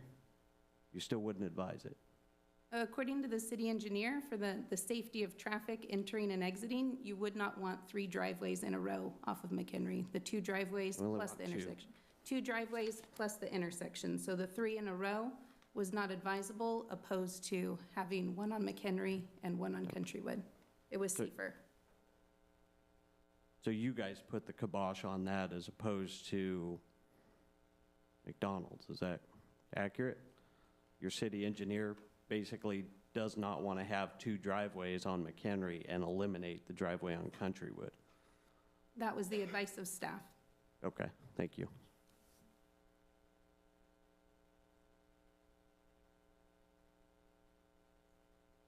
Any more Anybody else? questions in the audience? Because I think we maybe just want to ask if there's anything online. I would like to speak, sorry. No one else in Is there any- person? Hello? Yes, can I go? Sorry, I'm waiting. Sorry, go ahead. Yes. Okay. So I do believe that Riverbank's location backs directly to the backyards of the residents on the north side of the restaurant. Your name, please? P&L, Not required. is that legally Not required. required? Okay. I didn't think so. Sorry, I lost my train of thought. P&L, Marval, Dollar General, et cetera, they all back up to the same residents that are opposing this restaurant. Orlando's backs up to the residents on Elizabeth, here in town, among Subway, et cetera. Countless of them. I believe those homes were actually Zone C2 before they were converted to residential. So I don't believe there should be surprises on the land that was owned directly across the street. Uniquely, I used to live behind a McDonald's for years in Manteca, and it never bothered me. High school students, as I understand, they're not currently allowed to drive off campus during their lunch to avoid any casualties or instances like that. In my opinion, as long as McDonald's meets all the requirements of the Escalon Municipal Code, which according to the staff report they have, and as I understand it, there's no legal reason to deny the project. As for pedestrian safety, sorry, I'm kind of jumbled, but as for pedestrian safety, if anyone has issues with the pathways to stores, I would love for them to look at Starbucks. We all live with that pain, and many students walk across that area with heavy flow traffic, and this plan seems to be much more thoughtful in regards to that. I do encourage the Planning Commission to stick to approving the site plan, which is asked of them. Also, I'm afraid if this is not approved, that it would open the city to litigation with McDonald's and deterring future businesses from coming in, which no one wants. The possible tax revenue collected is only positive, and the jobs it would create, which needs to be weighed heavily. Another thing, if McDonald's doesn't come in, who will? We'd need to have some growth. Thank you for your time.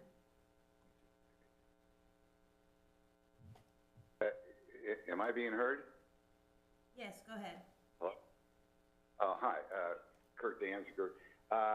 Yes, I've been listening to all of the conversations here. I've watched all the YouTubes and prior meetings.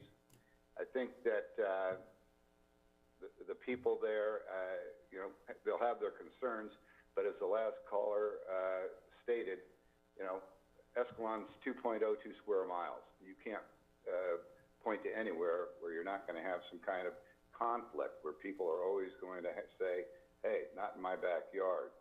Again, Strands,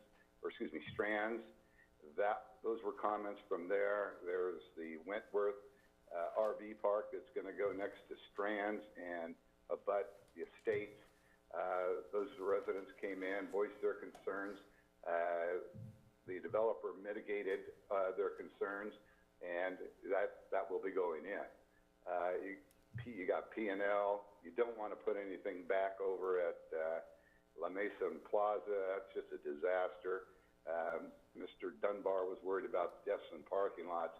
I suggest you go up there at noontime and worry about, you know, all the kids that are roaming through there. I support this project. I'm not married to any one of the plans there. I would think that you wouldn't want headlights coming into your living room. I agree with the last caller too. We should never put 3 homes behind O'Reilly there, but we had a very pushy contractor that demanded, that was the only way they could make money. The city was trying to accommodate, and, no good deed goes unpunished. So I appreciate every talk and what they have had to say, but again, I do support McDonald's and there. Thank you.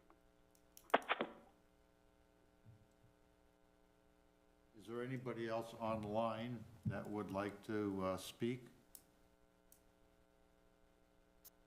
Yes, my name is Isabel Jimenez. I'm also a resident at behind the proposed McDonald's. I would just like to echo my not in favor of the McDonald's being there. I mean, I will just echo everyone else's concerns with safety in terms of traffic, in terms of the children that are in the residential area. I also have children myself who are constantly playing in the area and am concerned for their safety.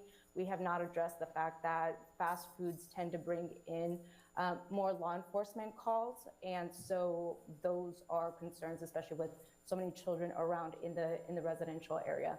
And if you look at the police logs that come out by Escalon, anytime there is a disturbance, it's usually at a fast food restaurant. So I would just like to urge the Planning Commission to take that into consideration as well. Thank you. Anybody else online that would like to speak? Anybody else on the phone that would like to speak?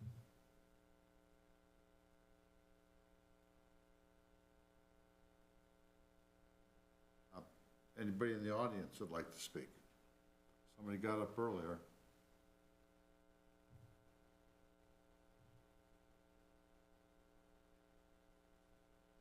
Gangster, I live on Melissa Court. Pretty much everybody talked about the topics that I was going to talk about, so most of them got covered.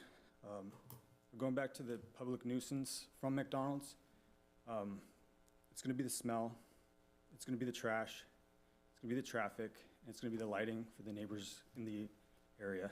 There's no way to mitigate those. Those come with the McDonald's. Just a quick story, I was with my kids on vacation, and we're walking down a street to our hotel, and my 7-year-old son points out how dirty the city was. And I looked around, and sure was. There's McDonald's trash blown all over the place.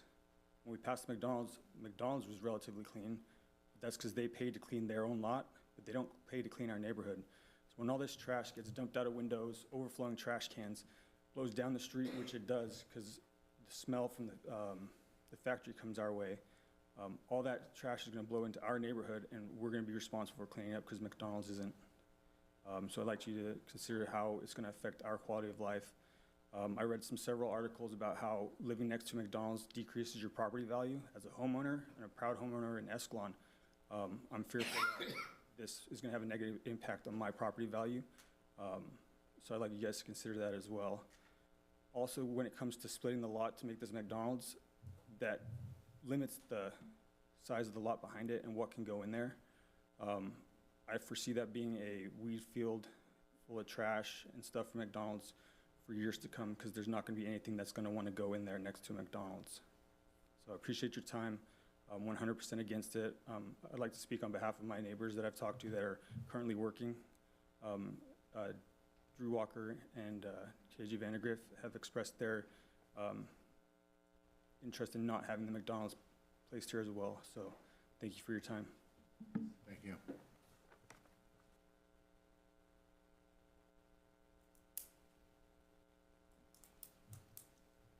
Hello, Brittany Reineveld. I'm sure this is not a fun thing for you guys, and I appreciate you guys even getting this far to where it's a better plan. I do understand that it would bring revenue into Escalon, and I'm fully supportive of that. I just think it could be better thought out, because this will be it's not like we can be like, oh, we tried it and it kind of ruined our neighborhood, but let's try again. We have a really young and nice neighborhood there with a lot of young families that have recently moved in and everything. It's kind of like a sacrificial lamb for this. And I understand the one of them wanting a neighborhood store there because there's tons of kids, and which kid doesn't like McDonald's?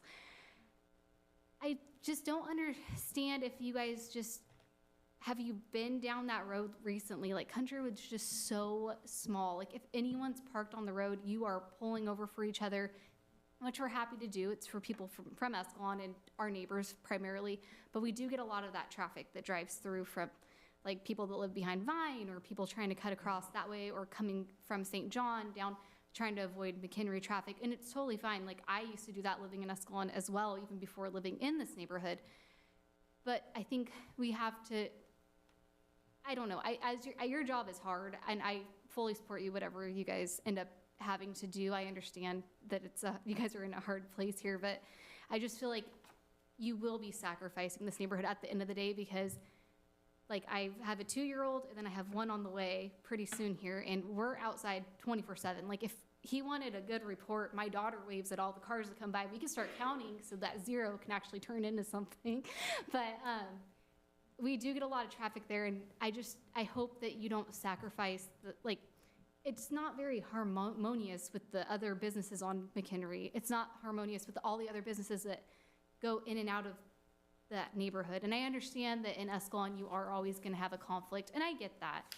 I fully get that. I just feel like that's a huge neighborhood with young families and young kids that are gonna basically be sacrificed in order to have this project. And I love McDonald's. I'm not against McDonald's at all. I don't eat a lot of fast food, but when I do, McDonald's is great. I get it, but that's all. That's where I'm at. Thank you. Thank you.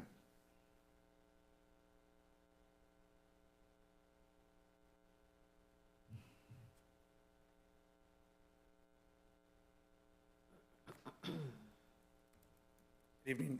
My name is Chad Rich. I also live on Countrywood. Speaking on behalf, first I want to thank you guys for being here, taking the time. I understand this isn't an easy decision by the city, the planning commission. Mine is safety concerns. I know a lot of our neighbors are speaking on emotion, and I want to speak on the safety and statistics, and as well as facts. If I'm not mistaken, if I don't misspeak here, they said roughly 1,300 vehicles. If we do a calculation on that of roughly 10%, which I think that's a very generous number, would be coming down Countrywood, that'd be roughly 130 a day, and being open 18 hours, that's roughly 7.5 an hour. So that's additional one vehicle per 9 to 10 minutes, if I have my 1,300 correct. With that being said, Countrywood is one of the, if not the only subdivision in Escalon that has pop-outs on all the stop sign locations going along Countrywood. With that being said, the roadway closes down from approximately 55 feet down to about 40 feet. Like a lot of our neighbors have said, it's very hard to get two vehicles passing, especially if there's any vehicles parked on the side. We have to wait and maneuver vehicles around that. Having a teenage daughter, it's been a chore just trying to teach her how to maneuver down our street. I can only imagine adding an additional, if they're open 18 hours a day, additional 6 or 7 vehicles an hour. I did some calculations, rough calculations. From the house to the north, that's the closest one to their first proposed plot plan. It was roughly 160 to 180 feet to their window, from the microphone to their window. Roughly 220 to 240 feet to the house to the north that sits on the corner of Countrywood and Swanson.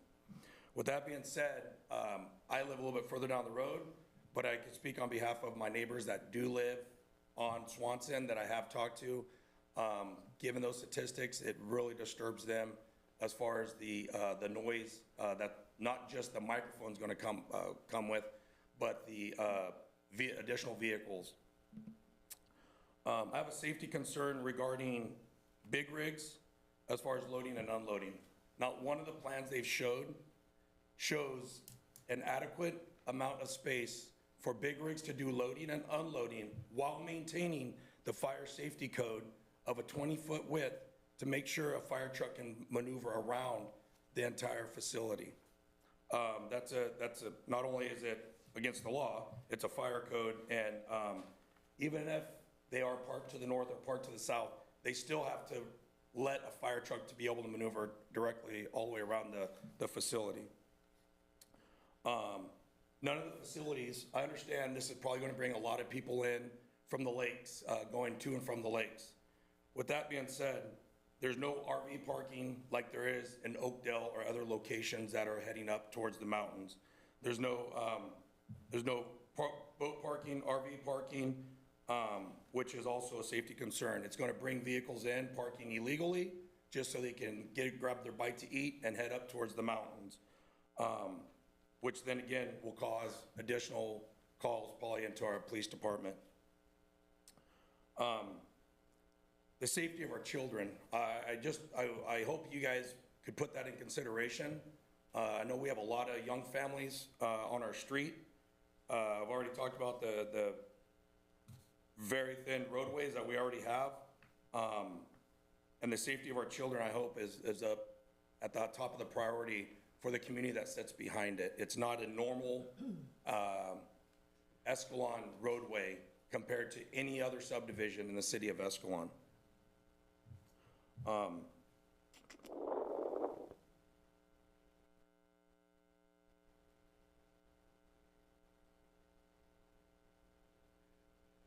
And I just don't, I don't know, maybe you guys would be able to enlighten me on it. I don't know what the city ordinance is in regards to, or if McDonald's has done any testing as far as the ratio for vehicle travel down roadways that are thinner than that compared to ones that have a wider width and roadway. But at that location, I'm pretty sure McDonald's have never went and evaluated that, considering it can connect St. John Road to McHenry. I thank you guys again for your time. I hope you guys put some of my thoughts as well as my fellow neighbors' thoughts into consideration, and thank you very much. Thank you.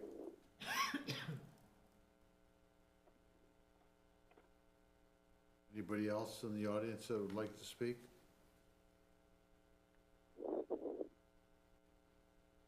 Anybody online or on the phone would like to speak? I'll close the public hearing, bring it back. And if I may, Vice Chair, before you bring it back to commission for further discussion and your eventual vote, there are just a couple things I wanted to flag for you. So the first thing being, there are two separate items within this item. So you're looking at the site plan and architecture for review, and you're also looking at the CUP.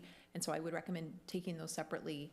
And what I will say is the site plan, I think, is a little more straightforward. We've got the elements all laid out here from staff and the findings that you would need to make. The CUP, we laid out the three things you would need to be able to find to approve it.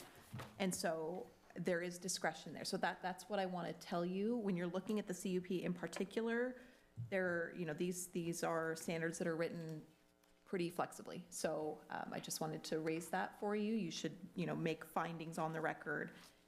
Either way you go for the conditional use permit, because it's so flexible. It's great if you can make the findings on the record so that we have a clean record. And then the last thing I wanted to say is that because there are only 3 of you tonight, it will take a unanimous vote to approve. So if any one person is not on board to approve, then we're looking at a denial. Whereas if all 5 of you were here, that would change. But I just wanted to flag that for you. And I'm here, and of course staff is here if you have questions.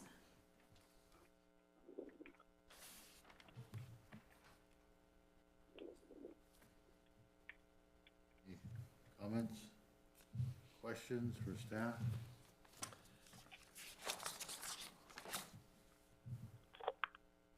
I had a couple of questions for staff. I'll try to get through it quicker than I did my others.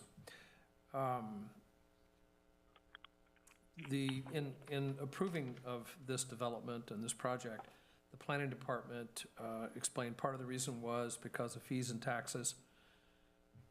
Without specifying the projected taxes or specific fees, my back of the envelope numbers, talking to a few other people, suggest that the sales taxes would be probably no more than $20,000 a year, maybe less, maybe a slight bit more. Is that in the ballpark? I cannot, what was the estimate that there were, it's 1% of whatever's collected for Right. the annual year, so our percentage would be, was it, you guys were estimating, do you recall what your estimate was for sales? I think at the last meeting you had mentioned. You're looking at about 32 to 35,000 a year. Okay. Based on And- the 3.2 to 3.5. Right. So have we figured out, I mean, does that square up with the numbers? I mean, what's the typical amount for a McDonald's visit? I mean, it's been a while since I visited, my kids are grown, so I don't frequent McDonald's as often. Do people spend, what, $25 on a trip to McDonald's? Is that the average per car trip? You're just buying for your kids. Some people are coming in for a coffee and an egg McMuffin. I don't know how much that Yeah, so costs I guess you anymore, put but, that anywhere between probably 12 to 25, maybe Okay. 2 to 3 people. And that's just me buying my kids Happy Meals, and then a 20-piece nugget to share. Because they have to have the cheeseburger, the fries, and the nuggets, so. I'm just trying to make sure that the numbers all square up. You know, that the Yeah. number, that the 3.5 million that is going to be generated in sales matches the number of trips per expenditures. I mean, it's a simple math problem, but I can't do it that quick in my head. Yeah, So- and so with the statement that's placed in there regarding fees and property tax, it's a very general statement because this is a type of business that would generate sales. There's different types of businesses that are calculated differently in terms of revenues. And so the city, as far as I know, as long as I've been here and probably as long as you've been here, they don't typically use that as a basis to why to approve or deny a project. It's just advised. It's just a question I have. It's just a question I It's have. advised knowledge that this type of business will generate retail Okay. sales tax. New building or substantial development, full development of a property will bring in property tax revenues more than what it's bringing in existing as vacant land. And then, of course, pay development impact fees upon construction with permits. And so the statement itself is very general to advise that that's what comes with this type of development. So if it was a different type of business, that language may or may not be modified. If it was something that wasn't a sales tax generator per se, the focus may be on jobs or something else more generally speaking, if it didn't have that type of use. It's just identifying the potential of what this type of business would do.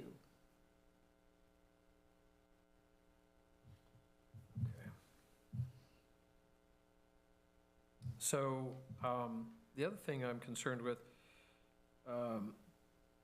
McDonald's closed a certain number of locations across the nation last year. I think the number I came up with was like 200 locations nationwide. What happens to this property if it doesn't pan out for McDonald's? You know, I watched the movie The Founder, so I know McDonald's is a real estate company, at least according to the movie. Can you provide, is there any way to guarantee this won't become an eyesore for the city? I mean, if they pull up stakes, can we condition it? Does the city condition properties or permits on that basis? So, I mean, typically, if you don't want it to become a nuisance, like they close down the business, the building itself stays vacant.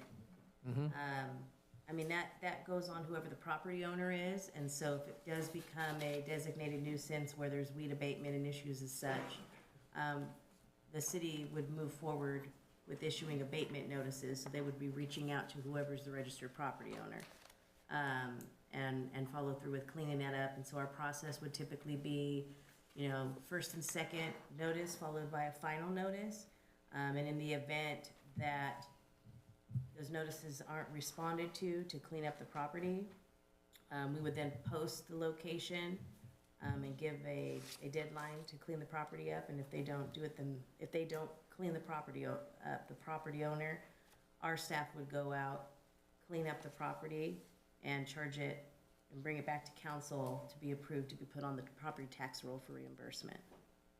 So that's typically how we handle nuisance abatement. If we're unable to get the property owner or anyone designated to take care of that to address the situation. So it's not common to place a bond or something like that? No, not that I'm aware of, no. Not regarding nuisance abatement, no. And this is kind of tied up with the parcel split, which we're not discussing yet. But if there's a parcel split, then we're talking about a third driveway or a second driveway on Countrywood. Is there any way to make sure that doesn't happen through this process? You could include a condition. It would be up to the applicant for this project, whether they can accept that condition or not. You could include a condition that requires, for example, a shared use agreement for that driveway in the future with the adjacent property owner. I've seen it where that's been a condition for the original project. When the second project comes along, they come back to the planning commission and say, for whatever reason, we can't work it out. And so just to flag that as like something that could happen, I'm not saying it's likely or that this definitely wouldn't work out, you could add that condition. There's always the odds that when the new applicant comes in, for whatever reason, they can't work it out and you'd be asked to reconsider it. But you could impose it as a condition on this project tonight if McDonald's was willing to accept it. Well, McDonald's has already said they're willing to accept it, so, or would at least consider it. Yes. Okay. That's all I had for this. Mr. Willis? I don't have any questions.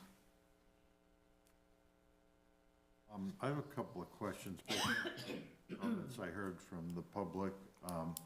One was the narrow street on Countrywood. Do we know what the width is from McHenry to Swanson? Because I know once you make that right turn and then the left turn to continue, it kind of seems it's a lot narrower, especially at the intersections. I couldn't read it on the plans. Yeah. Well, it said one was like 28 feet, but I didn't know if that was the center line or if that was the, oh, here it is. Never mind, I see it. It is, it'd be 56 feet. Would that be from the edge of the sidewalk or the? Which plan are you looking at? This is C, 1 of 1. Oh, this one probably. Yeah, the original site plan. No, it's just, yeah, just, it's the Oh, gotcha. parcel. This doesn't show the bump outs. Yeah, it looks like 28 is from edge of sidewalk to center line. Yeah, that's sidewalk, and I heard from the audience that that was a narrow, that you only, or is that only once you actually make that right turn, left turn onto Countrywood, because that's narrower. You have to come up to the. Chad Rich again. Yes, I'm talking once you make your second route onto Country Road off of Swanson. It is definitely wider at McHenry. It actually veers outward on both sides. People park their vehicles to try to sell them and stuff there. That's another concern if they try to start doing loading and unloading, or if RVs and boats and other vehicles utilize that as a stopping spot. Thank you.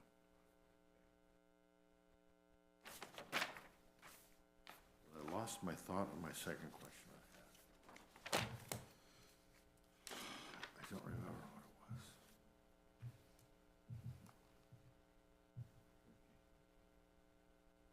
Comments amongst the commissioners?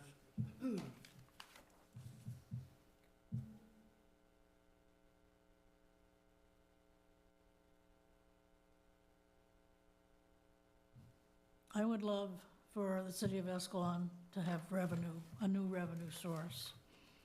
I would love to have us get a new police vehicle, get another officer. And I appreciate the flexibility of all of you who spoke in favor of McDonald's. You showed a flexibility, you showed it in December, and you've shown it with us here tonight. I'm still hearing the objections from the community members. And as far as the site plan, we have to go strictly by the site plan and architecture to make our decision. And I still have 4 conditions that are not met.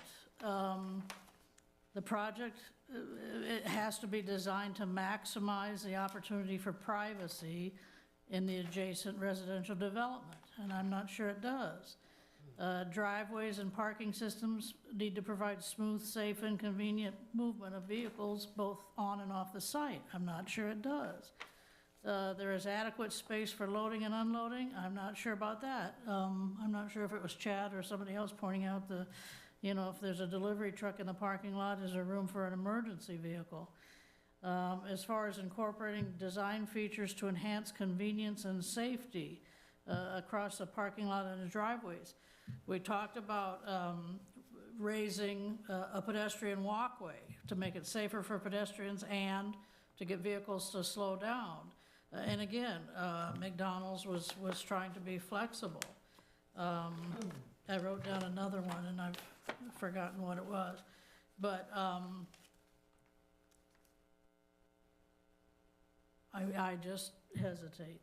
I really do. Commissioner Dunbar? Well, my concerns were expressed through my questions. Again, echoing Commissioner Willis, I appreciate the flexibility being shown. I'm wondering if there are other possibilities that have not yet been considered. I know I'm new to the commission. I know this has been before. This has been circulating through the city for months. I have tried to catch up by reading everything that's come before the commission. So I think I'm up to speed, but I still wonder if there are, like everybody else, I'm concerned about the entrance and the exit on Countrywood. I'm wondering if there is a better way to deal with not only the headlights. I don't like masonry block walls because I don't think you can see around them adequately. People run into them, and there are all kinds of problems with that. But I'm just wondering if there's a better way, if the driveways can be angled, if there are the issues along those lines. So I guess I'm asking if some of this could go back to the drawing board. I'm concerned that if it doesn't work out, what are we left with? And I would hate to think that the lot would have to be overgrown before anybody could do anything about it through an abatement order. I am very concerned about the noise. If McDonald's is willing to shut down its doors by 10 o'clock, which would be in compliance with our noise rules and not open before 7, I think that can be done. I'm concerned about trash. In looking online, there are a number of complaints from neighbors that some franchisees don't get enough trash containers. So the trash ends up blowing around in the parking lot or off the parking lot and into the neighborhoods or onto the streets. The landscaping, I think we've addressed that pretty well. But I'm also concerned with what happens to that lot behind McDonald's. It's a small lot. I don't know who is going to be interested in that. And if they are interested in it, how do we how do we make sure that there's access to it? That's the kind of thing that concerns me. If you put a masonry wall at the back of McDonald's separating the two, then you kind of preclude any kind of shared driveway. If you don't put a masonry wall, there's more noise and dust and everything else escaping the lot. So there are issues there. And that's what I'm trying to come to grips with as we sit here.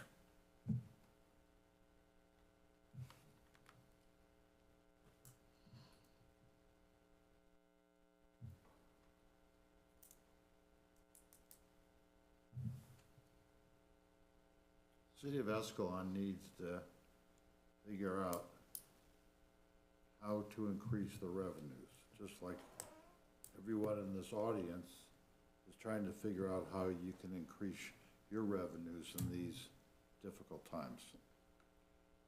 I like the idea that a business is coming in, looking at coming into Escalon.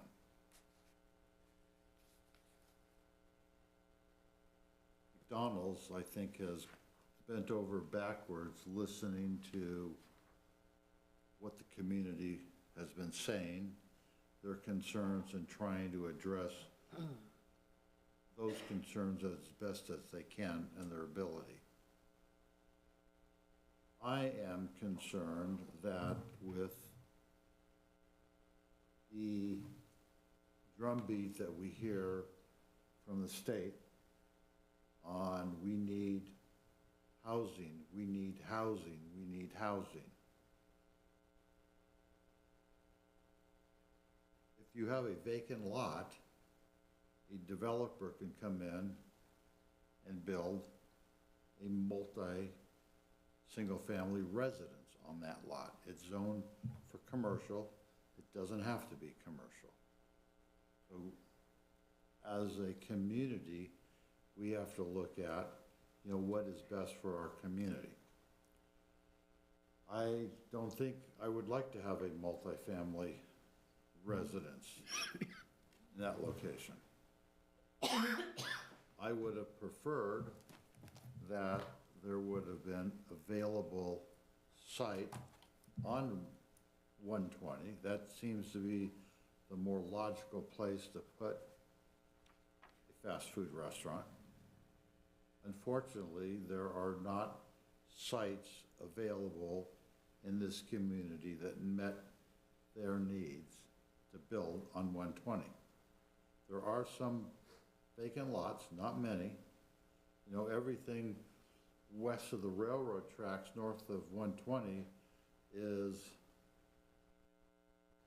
no services there. There's no water, there's no sewer. You got electricity, but nothing can get built there at this point in time. I'm not sure that any fast food restaurant would satisfy the community behind it. I mean, it's, this site doesn't back up to any houses. There's an empty lot. You were concerned about, creating a vacant lot. Well, we had that same concern when O'Reilly's came in. We're thinking, what are we gonna do with that site to the east of that? It was a narrow site that's commercial. Who's gonna go in there? It's not very big. Somebody came in and built houses, and I'm glad, we got residents living there. I would like to see the McDonald's come into here. I'm in favor of it. I think that once people figure out that it's a challenge to take Countrywood to St. John's, I think they're gonna figure out it's a whole lot easier to go down Catherine, because you don't have a constricted street with lots of people. You gotta drive slow. If somebody is parked on both sides, it's a challenge. I'm in favor of it, but I would like to see it come out. I think the city needs revenue. We need to encourage businesses in this town. more so than houses. Businesses create opportunities, both revenue for the city and opportunities for employment for the local people. Which of the three plans do you like? A little bit of all three of them. That's, you know, and I hate to say this, but I was on the commission when the Burger King Taco Bell development came in, and that shopping center is a nightmare to get in and out of. There is absolutely no parking for the delivery trucks, and Cody, were you the one that spoke about, you know, where the delivery trucks, that's a concern I have, you know. You know, that's, you know, but it's unfortunately, it's not a perfect world, you know. When I come out of the parking lot of the Christian Reformed Church to go on to California, I'm gonna go left, and there are vehicles right there that I can't see beyond. I have to creep out.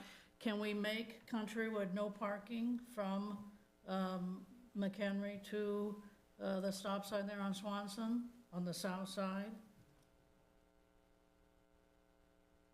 The city has the authority to designate no parking zones. We would be looking at doing that as a separate action, so it would be not necessarily the correct procedure to impose that as a condition on this, because we would have to take it to engineering and have them consider that as its own separate action. I think this dovetails into maybe what you're looking at in terms of next steps. You can approve, you can table to have discussions like that, things that are coming up that maybe with the new commissioner, maybe with that kind of question. If there are additional things you want discussed, we can bring this back. You can deny, let them appeal to city council. Those are kind of, but, so yes, on that specific question, I would say that is something you can do. It just would have to be done through a separate process. Well, if there was a condition, if we put conditions on, like elevating the path for pedestrians, Removing the four parking spaces. well, in my plan, they're not there. I prefer 3B. I like the buffer to the north, I like the buffer to the south, buffer on east and west. I like the driveway and the headlights are not shining into the residents across the street. Where does the delivery, that's my concern, where does the delivery guy park? And what time do they show up? After, before they open? Would you like the applicant to provide a response if they have one? Yeah. Could you come up and provide when the delivery trucks show up? The delivery trucks show up usually, I believe it's around 5 in the morning, 5:30. It's early. Okay. Yeah. They tend to want to be there when there's not cars. And where, do you have is it designated on the site plan as far as where they come? Which one are you looking at? 3B. Is that what's up It there? would be, the stalls adjacent to the building, because it would be off hours, those stalls would be open. And that's where our loading is off the back door. Or where the mobile order slots are and whatnot. Basically, from those ADA stalls to the trash corral. Because of the loading into the building is on the rear of the building on the side, and they would load off the back of the truck. Into the freezer cooler.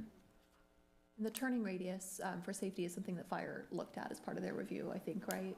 Correct. Fire looked at 3B and 5B, and they were fine with either one. I think we even included a radius in one of the, it's in the agenda. I just haven't seen it brought up, actually. And if the driveway could be widened to have 2 egress lanes and 1 ingress as a safety feature on a McHenry. Would that be an issue? We have the space, so.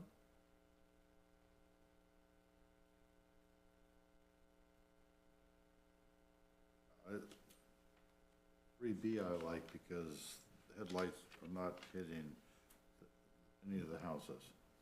And I like the idea of leaving the trees there for beautification, for shade, for aesthetics.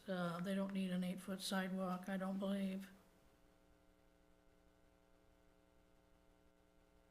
So what we could do, if there's an interest, Commissioner Dunbar actually put together his proposed list of potential conditions, some of which I think are addressed by you all, some of which have not yet been. So what I think maybe at this point we could do is I'll pass these out. We made copies before, some for the audience as well. And then maybe what we could do, given the conditions of approval in the actual packet, we could go through these and any additional that you might have, if that's the way that you would like to go, and put these on the record because they're already written out. You can amend them, you can add more, you can strike them, but that at least gives us something to work from as we go. Just want you to know that I've already altered a few of those as I've been sitting up here. I'll give you some.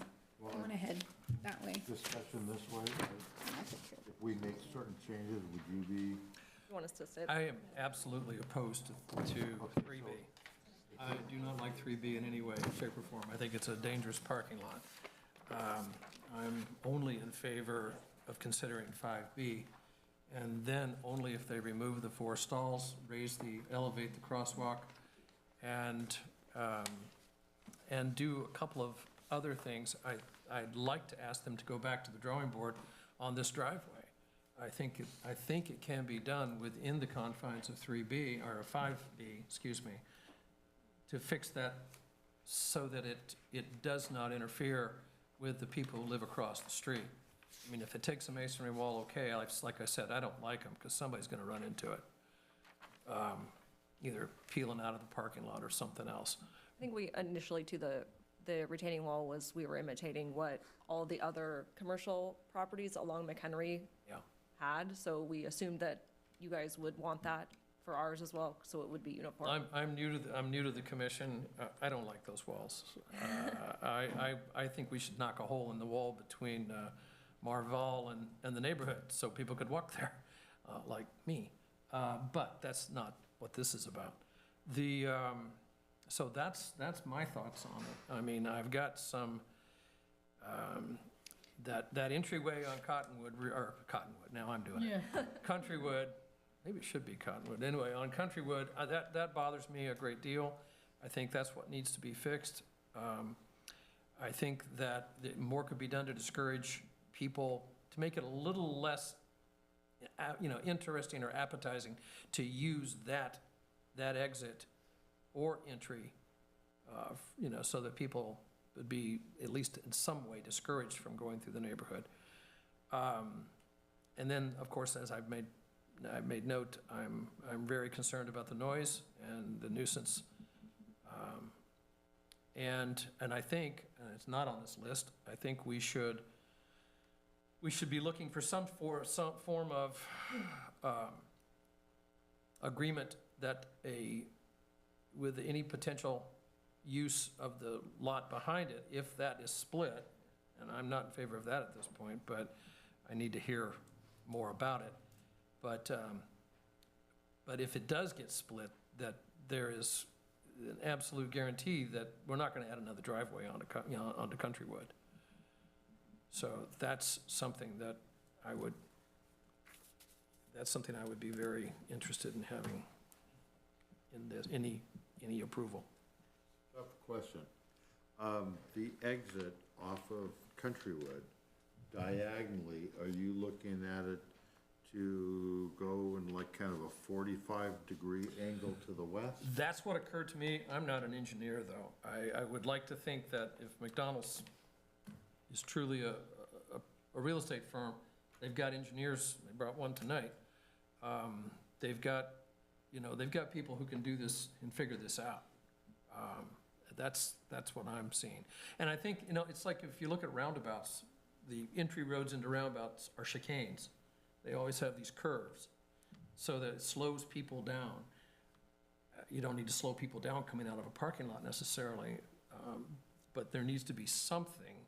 Sometimes we can add like a pork chop, between, Okay, I'm not sure what a pork chop Like- is. like a- Is that a sandwich Yeah. or? it's like a, And this is, that's Yeah. utilized to prevent certain turning movements, yeah. which we're not looking to restrict turning movements. If you angle the whole, So we're looking at Plan 5B. And then put 3B is thrown on the screen, but we're looking at Plan 5B and angling from the say the last 20 feet, southeast of the property to the Oh, we're saying just strictly the last, The northeast part of Just the, kinda of the make it- road, angle it to the west, and then you could maybe put some landscaping. On the east side of that. We gotta get a consensus here for it to go yeah, yeah. forward. I don't know that it would not achieve like a full shift in lane width, I don't believe. No, It would maybe give you a half of a lane width shift, just looking at where our drive-through radius is, on the inside of that, you know, to try and, jog to the west. You would be limited in how much you could jog, but yes, we could jog that drive aisle to the west as you approach. What we're trying to do is eliminate the headlights Understand? under the house. And presumably part of the traffic. But as it reaches the right-of-way, though, you would not want to provide a condition where the road was at a not perpendicular angle to Countrywood. Because that would prevent or make strenuous a right turn movement onto Countrywood. You would be doing more than a 90-degree turn. Well, that could be good. That I'd could say- eliminate that could the be what they traffic. want. Could eliminate the traffic. Except the people that live in the community, they're still gonna turn it anyway, so then you're creating, what he's saying What is I would that. say is that They're not gonna go that over. would put traffic further into oncoming traffic. You would make your turning movement out into oncoming traffic to make that right turn then. So it would present and I'm sure traffic engineer could speak more to this on staff than I can. But that would be my concern. So I would say we would jog the drive aisle to the west, but when we still reach Countrywood, it would be at a perpendicular position to Countrywood. I think we talked about too, putting a left turn only sign in our previous commission hearing. And whether people follow it as well, but it could be something you guys could enforce, or, you know, we could tell customers what to do, but they don't always do it, kind of thing. That would be similar to Plaza. when Yeah, put that we exit have out. signs up all over Burger King, no exit, wrong way, do not enter. Do people follow Right. them? No, they don't. Up to the commission if you'd like to reopen public comment. Although, reopen the public hearing. Okay. Gentlemen, we're late a little. Right. I was just gonna interject that, coming out of California on McHenry, you can only turn right. It has that, like, she said, like a pork chop or something like that. We're coming out of California on McHenry, you can't go left, because of the way it's got that pork chop, where you gotta go right. Yeah, but there's called a railroad track there. That was health hazard. Well, it's not just by the railroad tracks, it's on the other side, but you still can't go left off California on McHenry, because it's got that curve. I mean, I don't know if I'm sure you've seen it, but that's just an idea. The term of art, pork chop. Cindy Saunders again. So it sounds like this is gonna happen. So coming to grips with it, but that's fine. I understand, but I do like Barbara's suggestion and the 3B because it doesn't, if you go back, it doesn't go straight into my elderly neighbor's window, and it goes directly into the O'Reilly's parking lot. So it's at least like centered up right there, and there is the wall so that the noise and the trash and everything could at least be in their property with that 6-foot retaining wall blocking that stuff from the riffraff from coming in. So if we could at least consider that, because on this one, it's saying the 5B, which is literally like the same as the original drawing. It's pretty similar. So, and it also backs it up away from the houses a lot farther so that the parking lot is closer to us, which we would appreciate that too, because it's backing the noise and everything away from us in the neighborhood, so.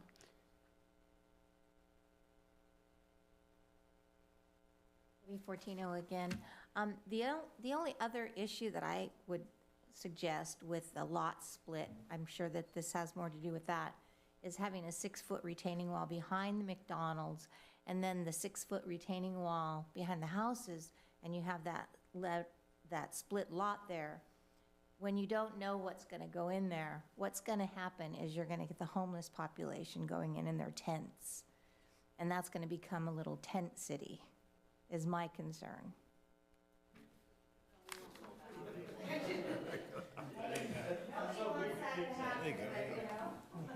Nobody wants it to happen, but it does happen.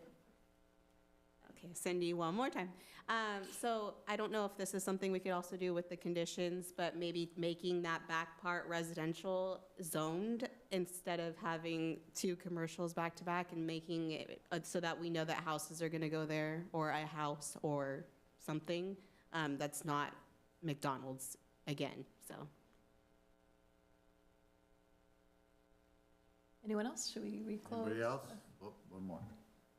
have a question. I don't know if it's for the city or for McDonald's, but Name, please? Cheyenne, that lot that sits right next to where we're discussing McDonald's that actually backs Lesh Swab, is there any way that they're, because I don't think this has been a lot line adjusted yet for McDonald's to come in. So is there any way that McDonald's would just move down towards Lesh Swab? So if that doctor's office I talked in December comes in, then the doctor's office is closer to Countrywood. So it's a 9 to 5, and then McDonald's is on the other side, which is whatever hours they're gonna do. So it's not headlights into Countrywood all night long. I don't know if that's been proposed or not, but I thought that was a suggestion that. I mean, that would be between McDonald's and the property owners. And Yeah, I outside the wasn't scope sure of if the that item was- yeah. currently. But when the lot split is on as the second item, which I think is probably the time when that would come So up. the lot line only comes in if McDonald's comes in, right? It'll be up to them, depending on how this first vote goes. That's why we put it second, so that they could decide if they want to table it, pull it, go forward with it, but. Okay, I just Yeah. wasn't sure if it was proposed or not. Thank you. Yeah. Okay, I'm going to close the public hearing. Okay. Okay, hearing from the residents, they prefer 3B. I hear that, I hear the concerns. I do not like two-way traffic going across that crosswalk, raised or not. And I am concerned with the kids. Is it possible to make that one-way traffic so that when you come out of that drive-through, you're only going one direction? You're not turning, if you're gonna turn right at that drive-through, you gotta turn you gotta swing around. If you cut off the possibility of having northbound traffic there, so that it's only southbound traffic, you actually would discourage traffic out onto Countrywood as well. I'm amenable to that. The traffic pattern in front of the restaurant to be southbound down of Page only. I think Well, I like the fact that it was two-way. You come out of the drive-through, you have an option of going left or right, depending on that would not prevent. where the congestion is. That would not prevent a drive-through customer from making a right and going to the north and then east. It would just mean that a car could not come in from McHenry and immediately turn left and then into oncoming traffic with the drive-through. Yeah. So we're speaking to having the traffic flow immediately in front of the restaurant, between the restaurant and McHenry, be from north to south only, from top to bottom of Page only. And that is, I'm amenable to that. But that's not what's in 3B, though. Correct. I agree. And I was imagining that the parking spots to the north, because there's not a door into the restaurant on the north side, that those would be ideal for staff, and they would sit there, their vehicles would sit there for many hours, and thus provide a buffer, so you wouldn't have the constant ebb and flow of customers. And if they come in off of McHenry, they could turn left and go back to those spots. They could also go. for crew persons, I mean, they're going to be doing it at off hours, and it's an infrequent movement. They can go to the rear of the property and circle the lot. I don't have a concern with their convenience is not a primary concern for that movement, given the frequency of that movement. The fact that they would have to drive to the rear of the building and circle the lot is a minor inconvenience.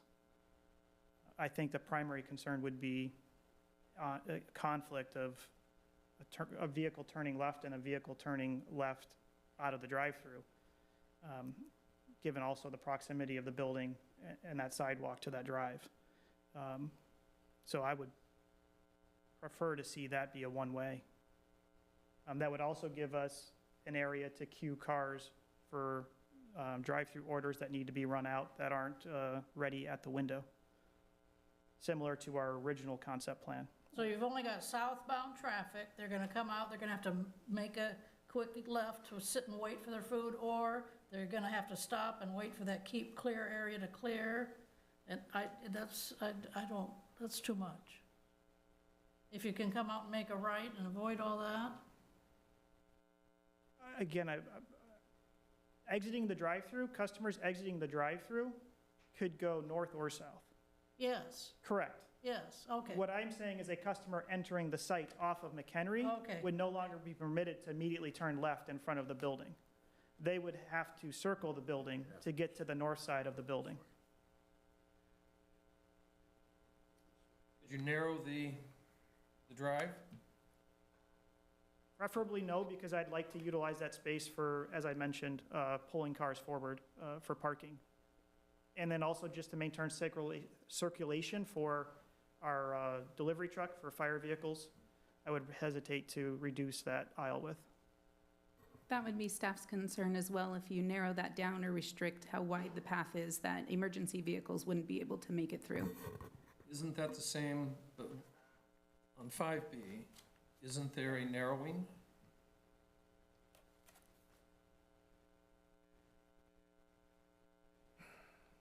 Yeah, there is. It's only one lane, and PD and fire didn't seem to have a problem with that. Emergency vehicles wouldn't go through the drive-through. They would park on the streets, Countrywood or McHenry, or they would utilize the parking lot. But for this narrowing in the drive-through, they wouldn't attempt to go through the drive-through. Right. I don't see the conflict there. I believe that's a result of the proximity of the building to the corner. So this building is interior, positioned on the site. So circulation around the building is then needed, because you don't have you're too far when you're on Countrywood. And aside from emergency vehicles, for our own circulation of our own delivery truck, we would need to maintain that width. I think there was actually one of the exhibits shows the circulation of that truck circling the whole lot. Then I have another question on 3B. Would you widen the ingress and egress off of McHenry to do a right turn? The egress, yes, I've got that written down. Correct, we could do that, we could accommodate that. But Adam, right? Yes. But your arrows only go west to the south of the building. That's not accurate, right? Building, our arrows only You mean go- that there's? Oh, because yes, from our signage to direct drive-through customers, the arrows pointing to the east okay. are circles with arrows in them. They just show up differently. Okay, But those indicate drive-through as well as pattern traffic is flowing from west to east.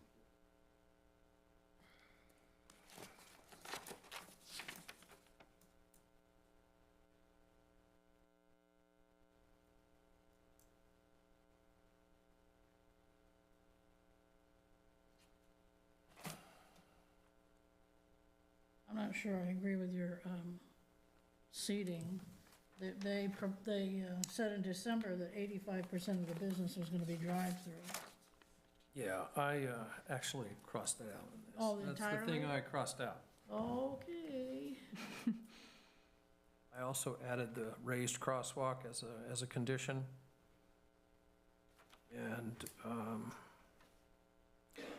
I also like the landscaping plan in 5B, at least the portions of it that I'd like to see the trees brought onto their lot, but that's not a deal breaker for me. I also want to see a shared use agreement, or at least a stipulation that there will be a shared use agreement if requested for a driveway.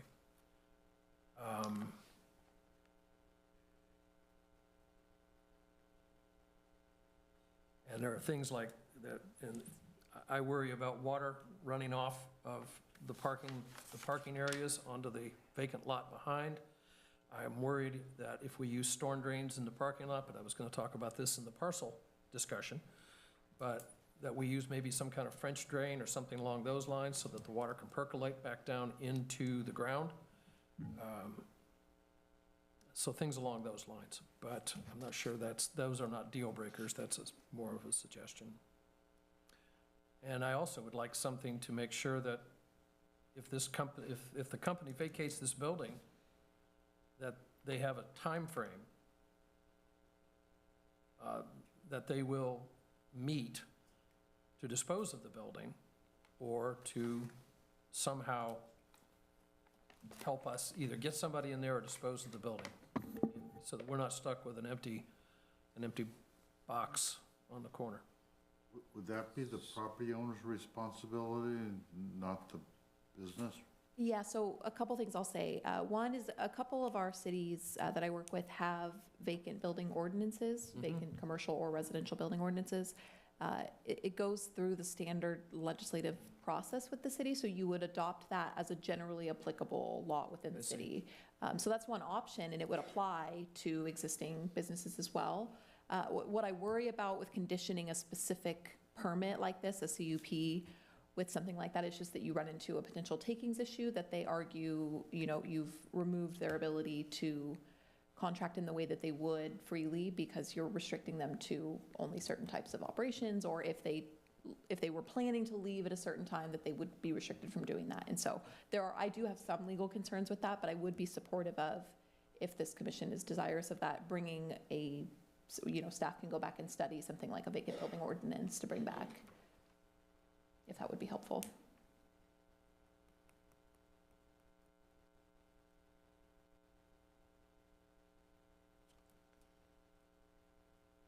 I've also got the egress be expanded to 2 lanes onto McHenry. That's a good idea. Yeah. I don't know if this could come into play. Deanna, you're Ripon. Do you know where FINA is in Primos? You know how they've got the gates that go into the residential area to the west and also to the south? Do you know what basis those were put in, those gates? Is that anything that could be worked into the wall? I believe, so the apartments that were built there, those might be service access gates. Well, They stay locked at all times. I mean, that I've seen. I go to Primos pretty often, and I've never seen those gates open.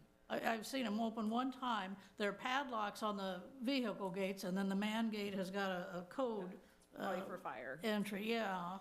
I wasn't sure why they were set up that way. I believe it's a fire, for service vehicles. It's not for public. Yeah, and so this is a much smaller scale operation. We don't need to worry about doing that, put a gate in the wall. Okay, thank you.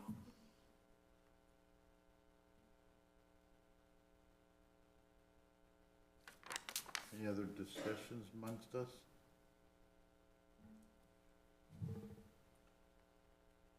Are you one over to 3B? I'm close. I'm not entirely, but like I said, we need to condition it. So I'm not sure what the next process is. Yeah, one thing I can offer, I've done this before successfully. I think I've kept a pretty good running list. I could use your input on a couple of these that I can run by you specifically, and then what I could do is retype these additional conditions as we've reached in our discussion here, reprint them with enough copies for the audience as well, and then if that's what you all have in mind and we're all in agreement on the ones that I've typed up, then we could just move forward with approving that as a part of the record, rather than going through one by one and saying yes to this, yes to this, yes to no to this. That sounds fine. We take a 10-minute recess and we can get that done. That sounds fine. The only thing is, I don't know, we discussed that it's possible to rearrange the driveway so that it has a pork chop or whatever else, another way to discourage right turns. But we have, how do you condition that? I mean, that sounds like go back to the drawing board. Yeah, well, and let me ask the applicant, would you be open to a condition that says specifically on that, so we're talking about the onto Countrywood? Okay, something that says egress or turn out of the Countrywood entrance and exit to return to Planning Commission for final approval? Sure. Because I think that's, other than putting something I'm just trying specific. to understand the request. The request would be to possibly prohibit a right turn movement out of. Well, it's not prohibited, discourage. Okay. And discourage, and I would like to see, you know, some way of angling it or something, so that even though it's facing the auto parts store parking entry, I'd still like to see that at nighttime, the headlights going that way, not that way. I'd like to see them angled off to the northwest. With respect to Plan 3B, where the headlights would be at the O'Reillys. It would be there, but I'd like to see them angled a little bit anyway. Okay. Because the O'Reillys is still pretty close to that house. I mean, it's, you know. I'm comfortable with, I guess it would be it would just be deferred to a staff decision then? Yeah, if the Planning Commission is okay with that, what we would do is put in a condition that says, and I would workshop this as we go, but, you know, the ingress egress point onto Countrywood to be designed to discourage right-hand turns onto Countrywood, to be reviewed and approved by staff. Or you could condition it to come back to the Planning Commission. I'm sure that would not be your preference. It would be handled much quicker at the staff level. They've heard your discussion, you know, but up to you. I don't think the staff would need to see that. You would want it to come all the No, way back. I wouldn't think so. I mean, I'm assuming the engineer is gonna be say, you know, this doesn't make sense, or, you know, and then staff would look at it. I don't need. According to the engineer, is there a distance from McHenry to the driveway that we're trying to keep at a minimum? If you've got 10 spots to the west and 5 to the east, what if you made it 9 and 6 or 8? And, I mean, are we getting too close to? You mean shifting the driveway even further to the west? Is that? Keeping some of the parking, but just moving it to the east. Instead of angling it, just moving it. There's typically a driveway setback from intersections. Yeah. Dimension given. I don't know what that dimension is in this situation. It's variable depending on, you do know. I'll just pipe in a little bit. So the placement of it was based on staff's recommendation. To align with? To align with O'Reilly's. Okay. They wanted the driveways aligning. Again, there was nothing to say from our end saying, yeah, it can't go further to the west, but it was basically staff's recommendation to align with O'Reilly's. That's fine, I just want it angled. I just want it angled off, so that it's. Moving it, I would say moved or angled, and then the light standard might not have to be moved. And so again, if we offered them the option to make it workable for their plans, given your instructions at this meeting, would you be okay with approval at the staff level? I'd like to see it again. Okay. So, we would want you all to be in agreement on that, but if it's not a deal breaker, then we could condition it. And is there an issue with that, given the discussion tonight, that it would come back to Planning Commission? I guess, would we be able to proceed with, assuming it's a yay vote with conditions, would we be permitted to proceed with all other permit submittals, building review, engineering review, with just only that one item returning to commission for review? Would you be okay then with it being prior to a certificate of occupancy being issued, so they could proceed with the actual development, but before the certificate of occupancy can be issued, it's got to be? What's the hurry? From our standpoint? Yes. We have a due diligence period with the property owner that we have requirements to meet.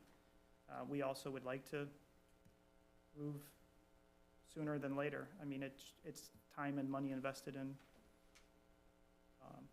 doing this. There's costs in getting to the point of the restaurant opening, so. we also have obligations. We can't keep the property owner's property tied up forever while we're determining whether or not we can proceed with opening a restaurant there. Because at the moment, that property is not receiving rent from us or being purchased by us. And I'm not sure whether it's a rent or a lease or a purchase. It's a purchase. So McDonald's will be the landlord? I believe after the lot split, maybe that's the plan. I'm not familiar with that part of it.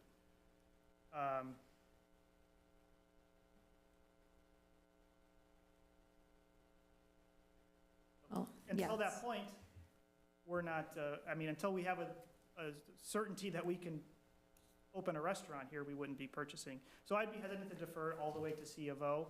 I would rather condition as a permit, review proceed, but a condition of receiving permit. It's too late for me to change things once I've already started construction. Okay. C of O would not be good, but condition of permit would be sufficient. That we return to commission for that, that portion of the site plan design prior to issuance of permit.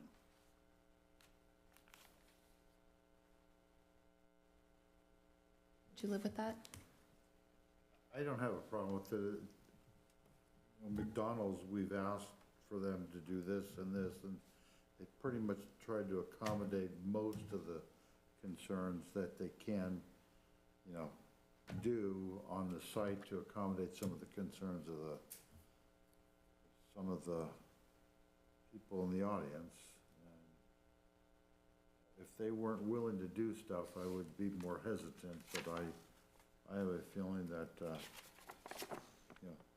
they're gonna do what they know that the city wants without.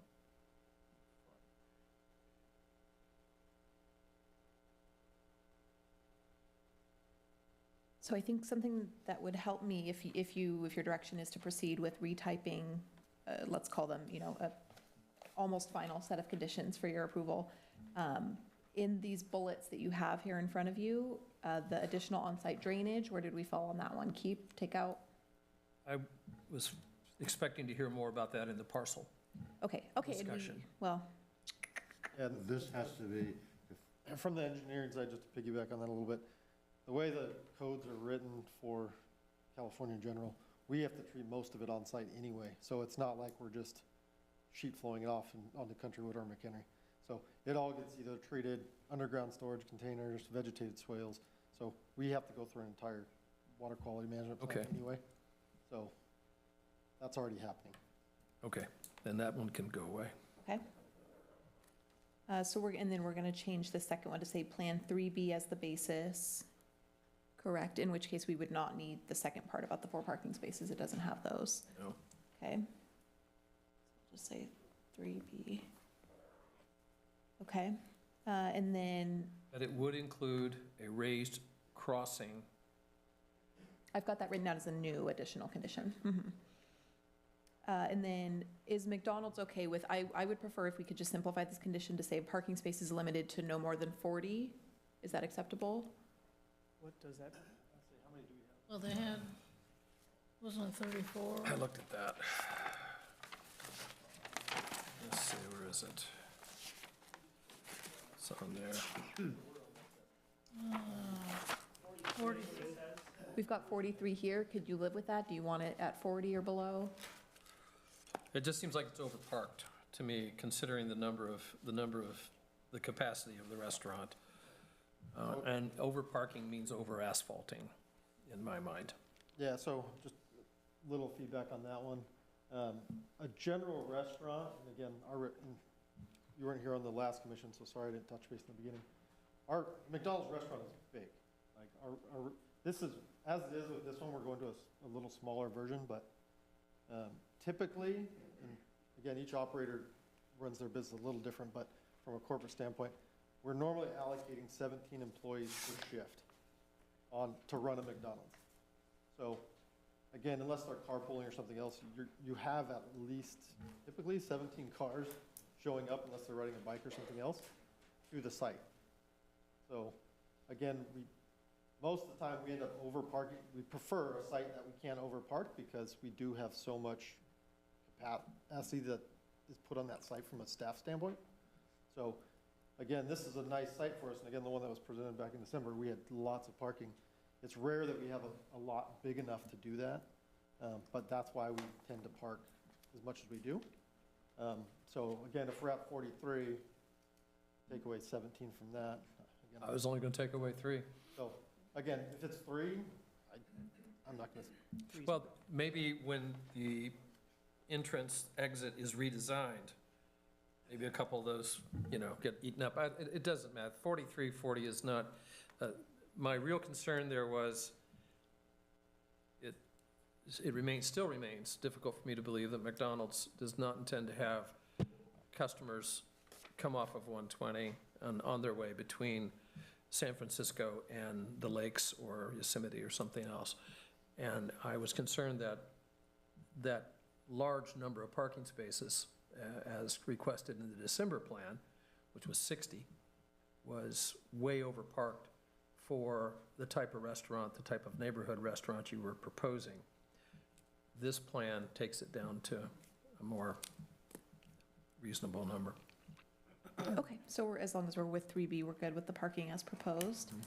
Okay, and then, yeah, so it looks like we've got the bones here in the 4th bullet of what we want to do with the discouraging right-hand turn. So I'll just make a revision to that based on our discussion, Right. and then I'll reprint for you all. This condition 5, for the reasons we talked about, I think, we probably for legal reasons won't have much luck Okay. enforcing it. Okay. But yeah, I would encourage, if you'd like discussion about the vacant building ordinance, we could do that separately.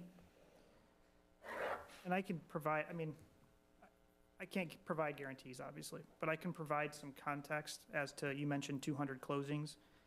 I would say that article was probably maybe the year prior, and that involved a pretty drastic number of Walmarts that we exited out of because of our agreement with Walmart. So I think that probably overstated things. I would say at the moment for this year, we're probably, not to give out numbers, but between 50 and 75, less than 100.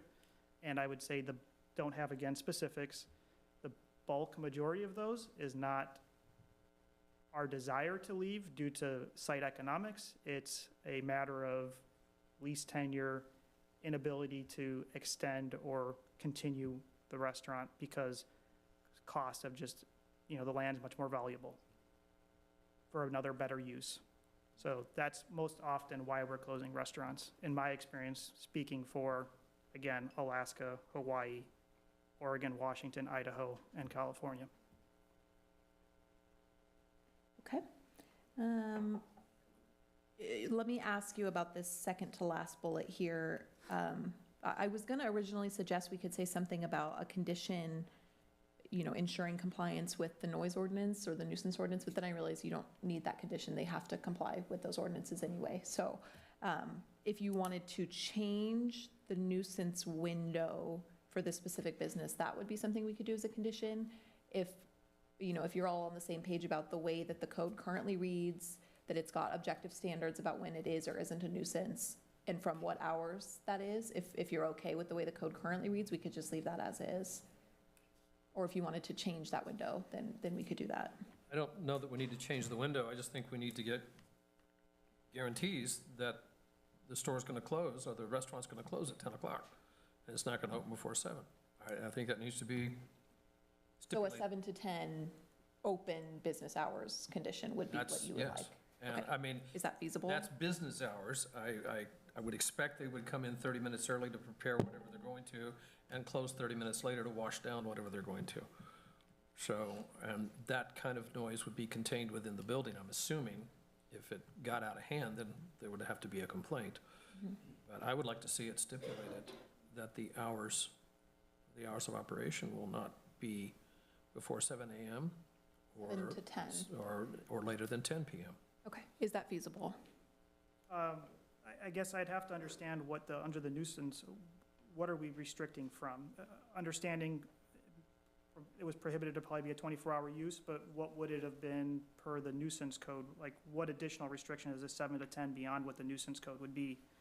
I'm not particularly concerned about the 10 p.m., more so the 7 a.m., I would think. I don't know the community, I apologize. I'm from Washington, but my experience is in visiting other restaurants, and there's a coffee crowd that probably gets up and is in the restaurants before 7 a.m. That there's a need for people to get to work that would want to have an Egg McMuffin and a coffee before 7 a.m. That's probably where I would be more concerned about the restriction of operating hours than on the late night restriction. But again, having said, I don't know what we would of course adhere to whatever code is required without given. But I just don't know what the difference we're making a change to. Yeah, is that a citywide, or is that just due to this parcel and the proximity to an R zone? That's a citywide ordinance. And it looks like, EMC 0816030. So like a Starbucks or a Burger King, like what, do we know what their conditioned hours of operation are? They're not in a neighborhood. Citywide. so it is, 10 PM and 7 AM is the window, but what it is, you know, for example, this just says loud and raucous yelling, shouting, talking, whistling, or singing between those hours. So I think where the conflict that we need to iron out here is just, if we apply just the straight code to them without any specific condition, then they would have to comply with the hours as it pertains to what the prohibited behaviors are. So if they were not engaging in any of those prohibited behaviors, then they would be in compliance with the code, even if they opened at different hours. If you want to limit the hours of operation, that would be because, I guess, essentially you think that there's the chance that outside of the window that's already provided by the code, you would get those behaviors. So I think that's the crux of it. Previous city councils, others have determined that those hours are the best for keeping the peace in our community, for the enjoyment of the residents who live here. And I just think we should adhere to those hours. It also includes noise from stationary engines, from things along those lines, which I think probably was meant to talk about, you know, the cannery and things along those lines. But Construction. in construction. And so I just think that we need to have a stipulation that says this is when you operate. What are your collective thoughts? Do you think there's a way we Well, can? what about, would you want to draw a distinction between dining in or driving through? You could dine in earlier and not, Car door slamming. I was thinking the other way, the drive-through. I think, that, yeah, people are talking to that microphone. If you're doing the drive-through, I mean, I just think that's, especially on a Sunday morning.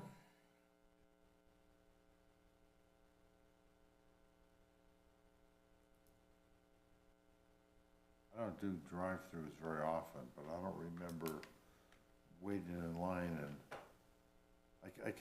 the ordering, I can hear the ordering sometimes.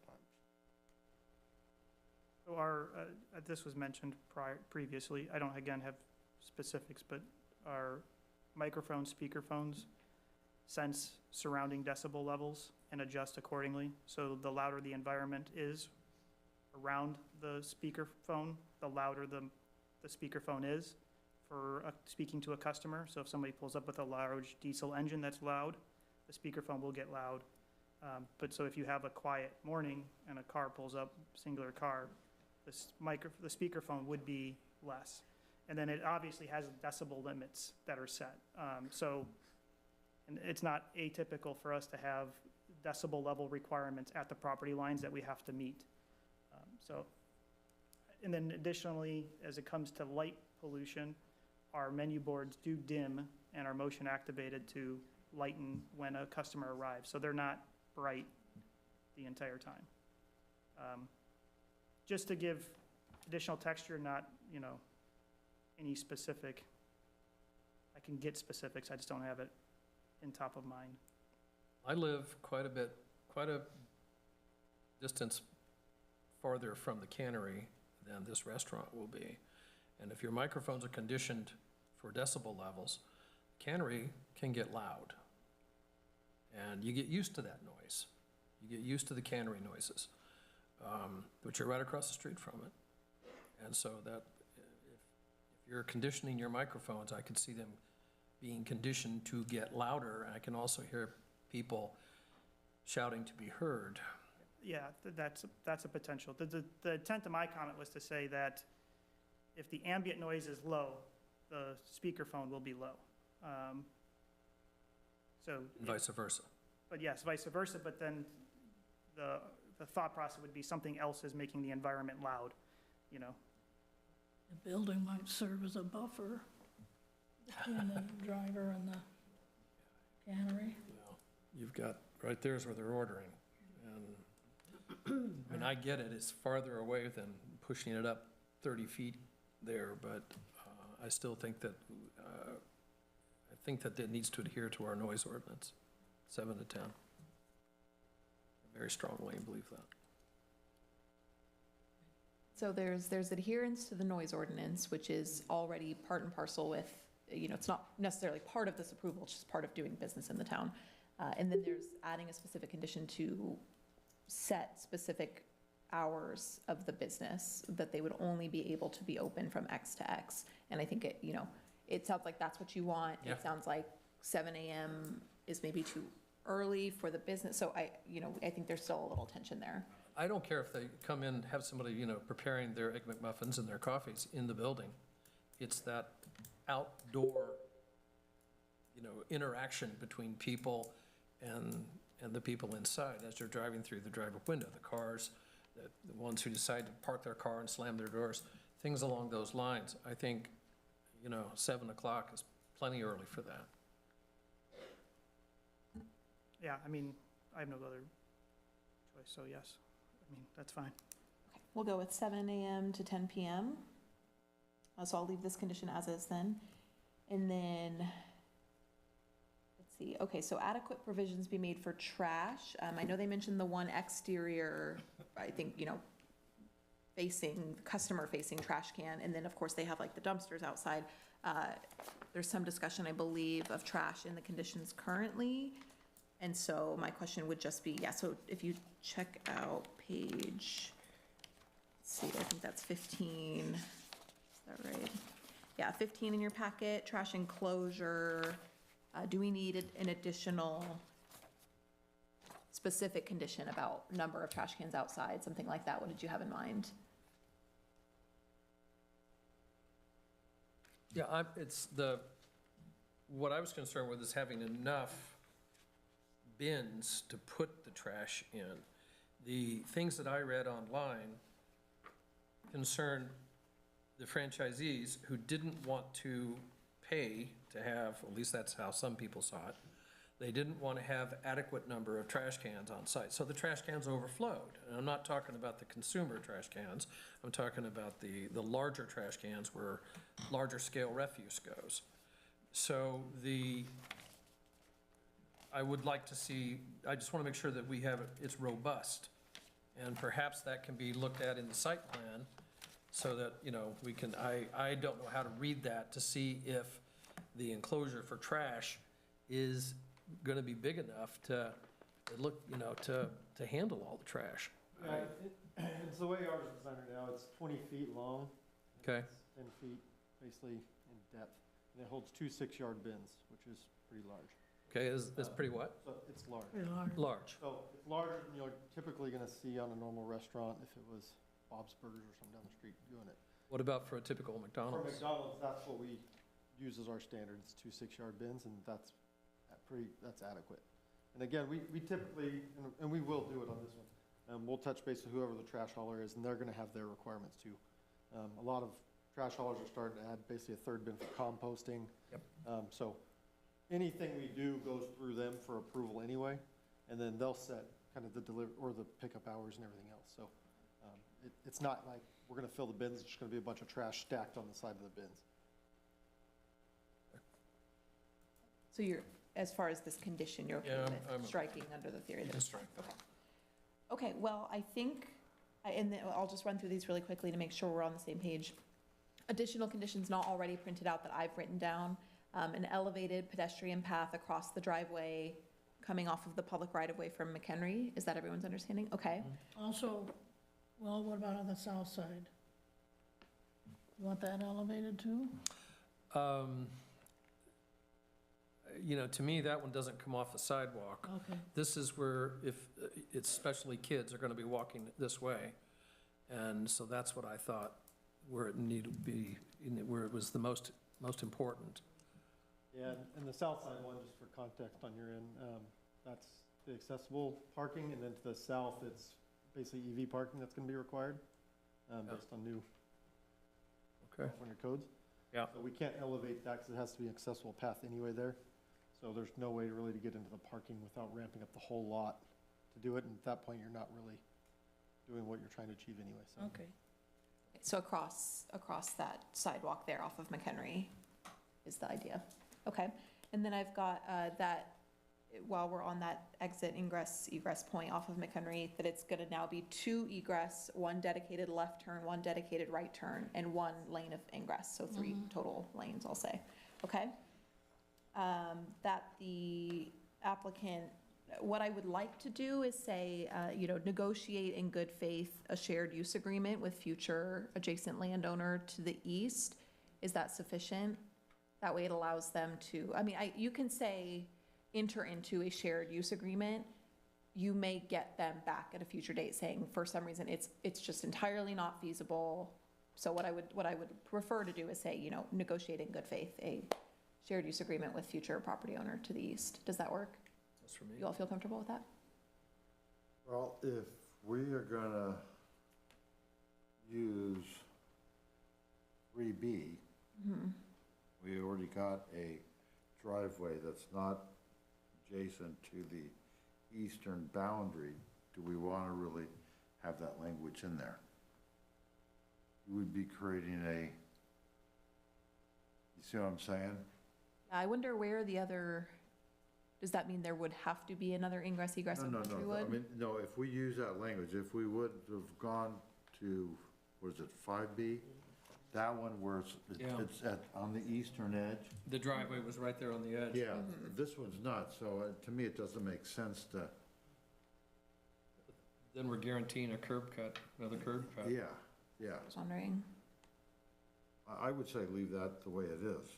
Okay, and then what I will say is that when you get a development on this second lot, it will obviously come back to you. And so there won't be anything done on that second lot, Assuming even we if the vote lot for the split's parcel approved, without a further application. Assuming we vote for the parcel split. Right. Okay, so it sounds like maybe actually what we want to do is strike that requirement altogether and wait for the future, you know. Okay. The one-way traffic on the west edge, I have customers entering from McHenry must circle building to the east. Does that capture that adequately? And not come up through the driveway? That's what you mean, right? that's one way of saying it, yeah. Yeah. Up to you, I mean, this is your show, so let me know if you'd like to rephrase it. Traffic will only move south in front of or on the west side of the building. Okay. Only flow south. Yeah, or no left turns entering the building on, off McHenry. Yeah. That may be that seems like a short, easy way to do it. Yeah. Does that work for you, Commissioner Dunbar? Okay, no left turns when entering from McHenry. Okay. And then I'm gonna put in this condition that we discussed, that the ingress egress point off of Countrywood to be designed for the purpose of discouraging a right-hand turn, and that will return to commission for review before permit issuance. Does that still work for everyone? Okay.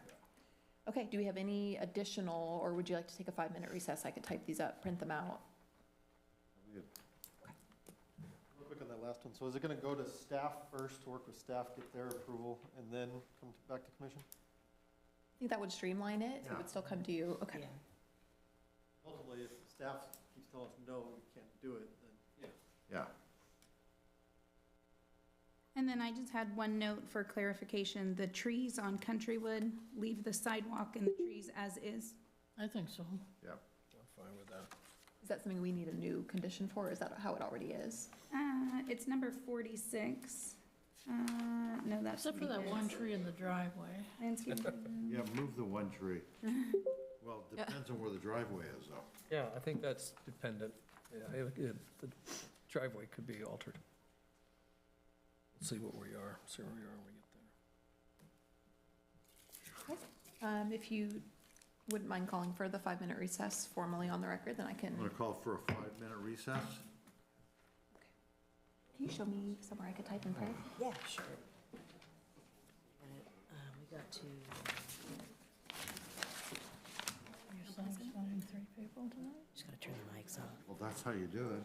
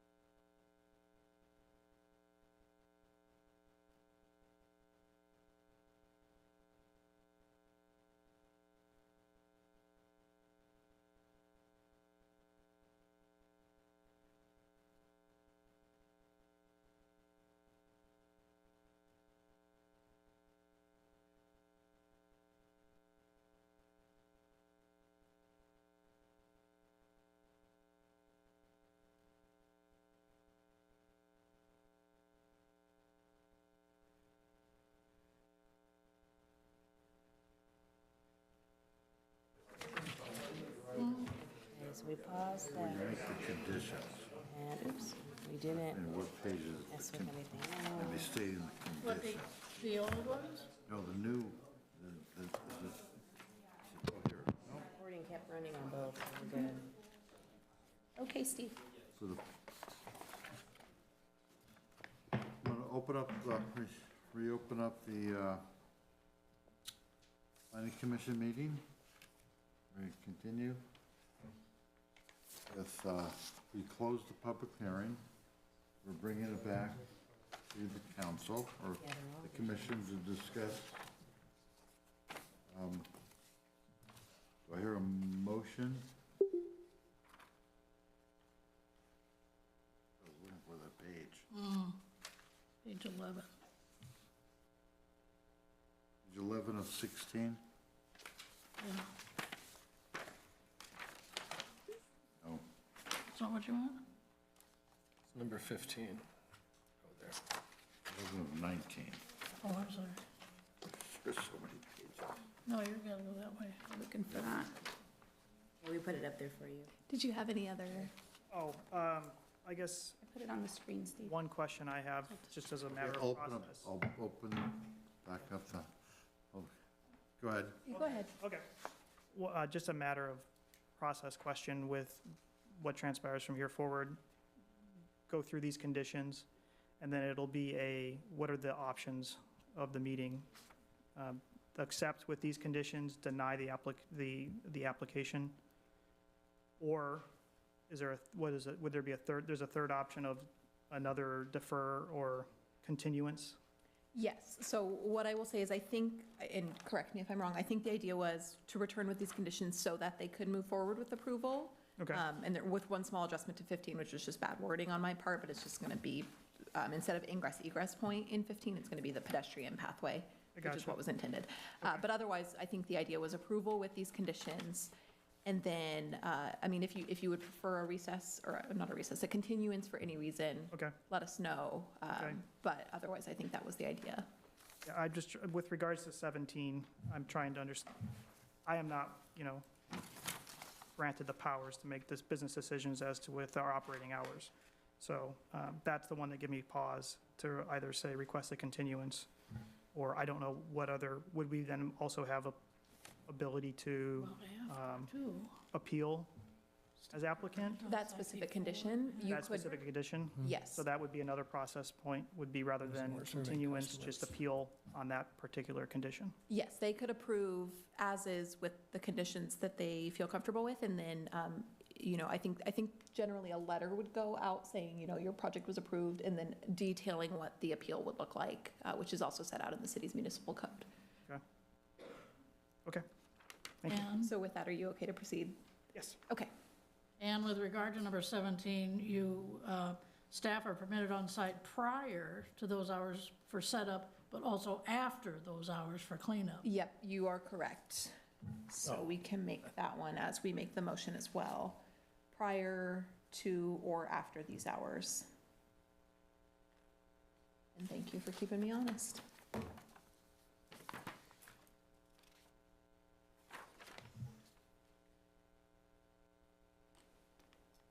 Okay, I'll make a motion that we, as a planning commission, find the project CEQA Class 2 categorically exempt under Section 15332, infill development projects, and Class 3 categorically exempt under Section 15303C, and authorize staff to file the CEQA Notice of Exemption.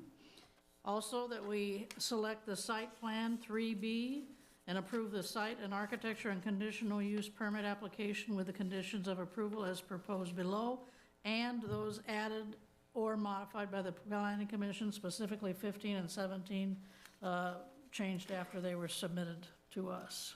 We've got enough in the record to do that. Okay, great. So the motion has been made. Do I hear a second? I'll second. Do I hear a vote? All in favor? Aye. Aye. Opposed?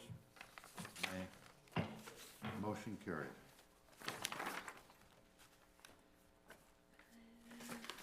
The next item on the agenda is application 22-772, tentative map minor subdivision. Thank you, Vice Staff Chair. report, please.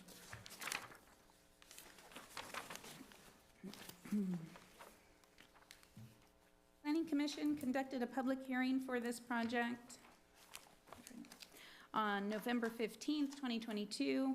The project was continued to a future meeting, so the proposed development for one of the lots for a McDonald's restaurant could be heard on this same agenda. This project, along with the McDonald's project, appeared on the December 13th Planning Commission. As the McDonald's item was continued to a future meeting, this application was also continued. Pursuant to EMC 1603020A, a tentative and final parcel map are required for all subdivisions creating 4 or fewer parcels. In accordance with the requirement, the applicant has submitted a tentative parcel map minor subdivision application seeking approval to divide the existing 1.9 acre commercial parcel at the southeast corner of McHenry Avenue and Countrywood Lane into 2 commercial lots. Parcel 1 would be located at the corner of McHenry and Countrywood and be 1.24 acres in size. Parcel 2 would front Countrywood Lane and be 0.66 acres in size. Dividing the single parcel into 2 proposed parcels would have no effect on the current zoning designation of either of the lots, which is C2 Community Commercial. The city received planning application for McDonald's to develop on parcel 1, and at this time, no application's been received for the development of parcel 2. The tentative parcel map application only reviews the division of land. Any applications for site and architecture or a conditional use permit would be separately agendized for review by the Planning Commission. And any application for future development on proposed parcel 2 would come before Planning Commission. As the exact lot size for the McDonald's project had not been solidified, the tentative parcel map is presented with approximate lot sizes. It's acceptable on the final map upon submittal to the city engineer to reflect the adjusted lot sizes based on the McDonald's application for approval. Pursuant to EMC section 1603070, Planning Commission must base its decision on the conformity of the tentative parcel map, provisions for its design and improvements, and the requirements of the subdivision title of the EMC, zoning ordinance, general plan, and any specific plans, which there are no specific plans on this lot, and any other applicable ordinances, resolutions, or provisions of law. And then it goes over the reasons why the tentative map should not be approved if any of the following findings are made. The tentative parcel map is approved by the Planning Commission. The applicant will have 24 months to submit a final parcel map to the city for final examination and determination by the city planner and city engineer. Upon final review and acceptance by the city engineer, the final map receives its signatures and gets recorded with San Joaquin County. Fiscal impact, there's no negative fiscal impact to the city if the application's approved. Future construction related to the lot split to develop the vacant infill lots. City will collect development impact fees, property taxes, potentially sales tax, depending how it's commercially developed. City staff has reviewed the tentative parcel map, finds that the map's in conformance with the findings required pursuant to the municipal code, zoning code, Subdivision Map Act, and the city standards and specifications. Staff recommends the Planning Commission approve the tentative parcel map subject to the required completion conditions of approval. The notice of public hearing was mailed to every property owner within 1,200 feet of the subject site on February 22nd. On the same day, it was also posted to the city website, posted on Facebook, and appeared in the Escalon Times. 2 boards were posted on the property in November of 2022. Planning Commission's decision tonight begins a 10 business day appeal period, which expires at 5 p.m. on April 4th. Staff's reviewed the comments received from all agencies, and in light of the comments and its own review of the application, has put together, beginning on page 5, the proposed conditions of approval. Planning Commission should conduct a public hearing, consider the tentative parcel map application, subject to conditions of approval, and if approved, direct staff to file the notice of exemption with the County Recorder's Office. Procedure moving forward: open the public hearing and take public testimony on the project, close the public hearing, and if Planning Commission determines approvals warranted for the application, find the project CEQA exempt, authorize staff to file the notice of exemption, find the project meets the energy conservation findings and meets the requirements in EMC 1603070, and approve the application with conditions of approval as proposed below or as modified by the Planning Commission. If you have any questions, staff is available. The applicant is also in the audience if you have questions for them.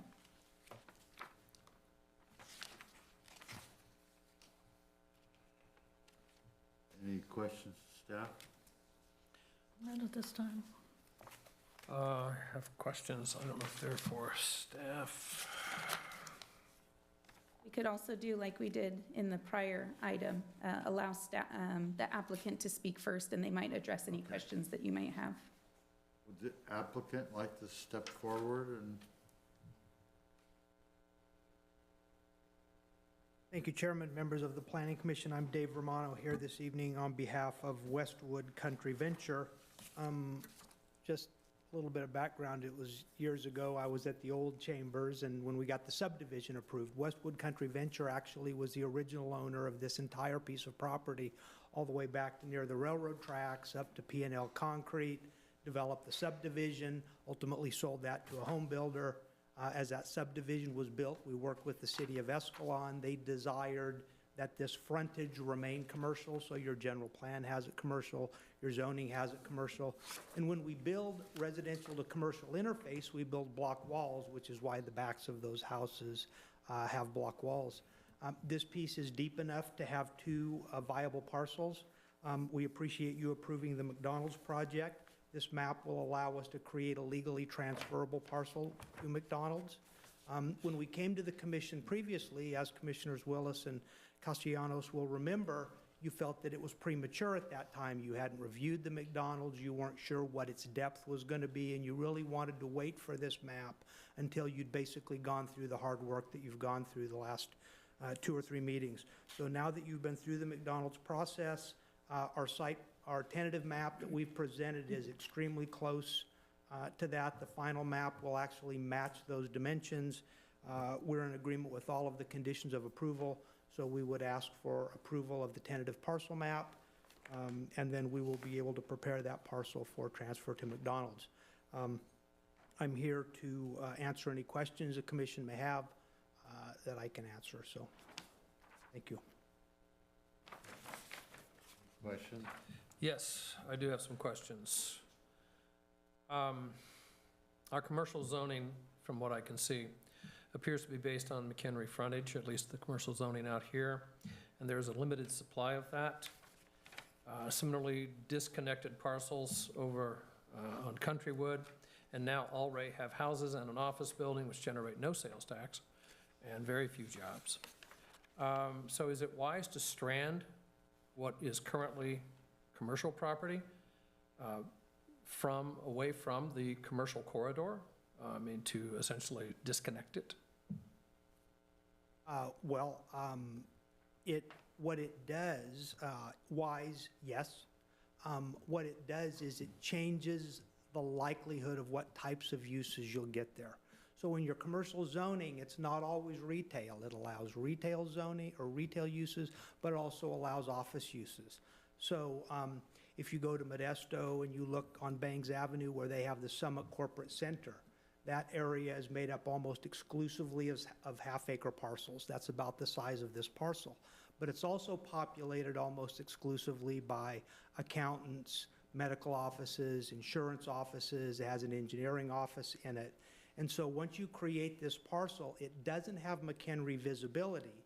So there's a value associated with McHenry visibility, but as you get further back and get closer to the residential, you need to be prepared for some type of transitional use. So it's more likely that that's going to have a use. It could be 5,000 to 10,000 square foot office, some parking in front. It'll probably be a use that wakes up in the morning at 8 o'clock, goes to bed at night at 5 o'clock. It doesn't necessarily rely on traffic. It just relies on people knowing, where's my pediatrician, where's my dentist, where's my orthodontist. And so once you get off of that main thoroughfare, but that's true even in a shopping center, the corner is most valuable, and as you get further back off the road. So we were equally concerned. We wanted to make sure it was a viable parcel as we were negotiating with McDonald's, and we feel like we've left ourselves a viable piece that we'll be able to market. If that use does not materialize, what is north of us across the street is also a viable use. That would take a rezoning if ultimately a determination was made that maybe 3 or 4 residential lots would be the appropriate transitional use as exists between the existing commercial use in those homes. So we also want to make sure that we have a viable remaining piece, and we believe we do. I'm not sure if you heard any of the discussion that we had in, about the McDonald's permit. I was here the whole time, for all of the Okay. hearings, so I've heard all of the discussion. Okay. Yes. Well, then you know then that there's a lot of concern about creating more driveways on Countrywood. And this seems to me to guarantee an additional driveway on Countrywood. How, and I'm looking at this going, how do we justify that? How do we justify additional entries onto Countrywood when we're already, increasing the traffic flow there on a street that really is, not meant to be? I mean, I know it's classified as a collector, but it's essentially a, what is it, 200-yard collector?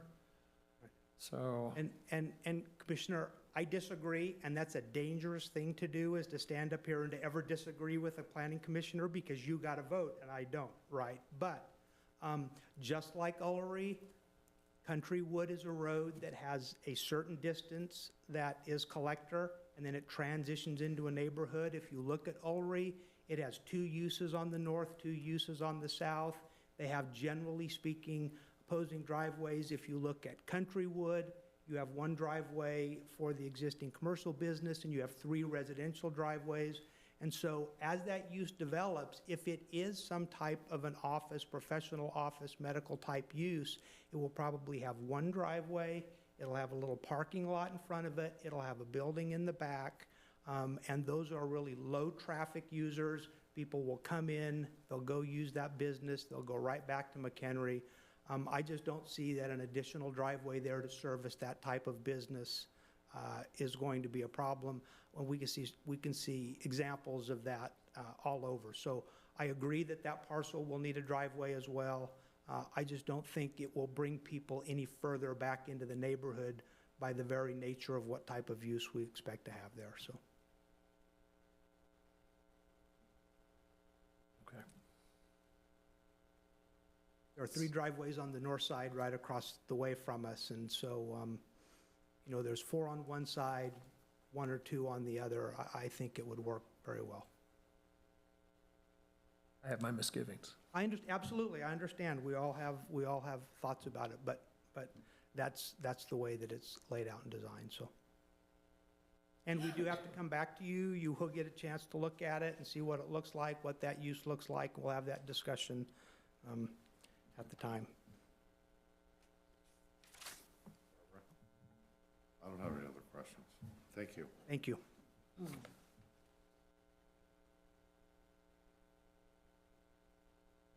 Want to open up the public hearing?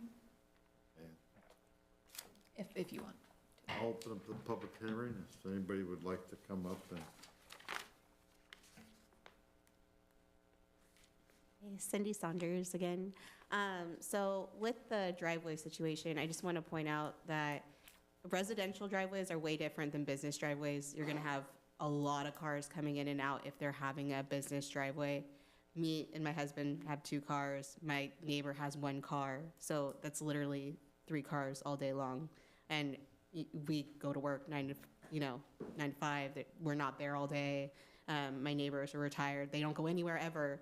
So that the traffic situation is different. But if there's another business going back there, that's when the traffic is going to be concerning. It's not necessarily the number of driveways, it's the use of the driveways. So, I mean, I don't know if this is where we could go into maybe possibly getting that rezoned as residential, like he said, then that would alleviate like most of us and get us that barrier that we need in between the McDonald's. And then people that do build a house back there are going to know what's going in there beforehand, unlike me, and are accepting of that. And it might be actually a good thing for you guys to kind of consider regarding that. So.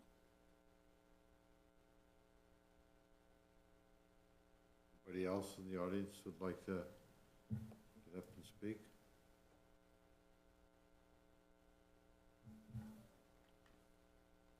Anybody online? Anybody on the phone like to speak? Close the public hearing, bring it back to Planning Commission. Any questions, staff? Barb? Has staff considered the uses for this? I mean, beyond what has been described, or the cost of disconnecting the land from its larger sister to the west? So as staff, when we're taking in applications and processing them, our role is to make sure that the application meets municipal code requirements. And that's our role. And we bring it to you to deal with the other aspects of that role. The community commercial zone, which is C2, is community commercial, which includes retail. It also includes offices. It's very flexible for other use permits, depending on the types of other businesses. It also allows for multifamily residential. So that is allowed in the commercial zone. But in your considerations, do you ever look at opportunity cost? We do not.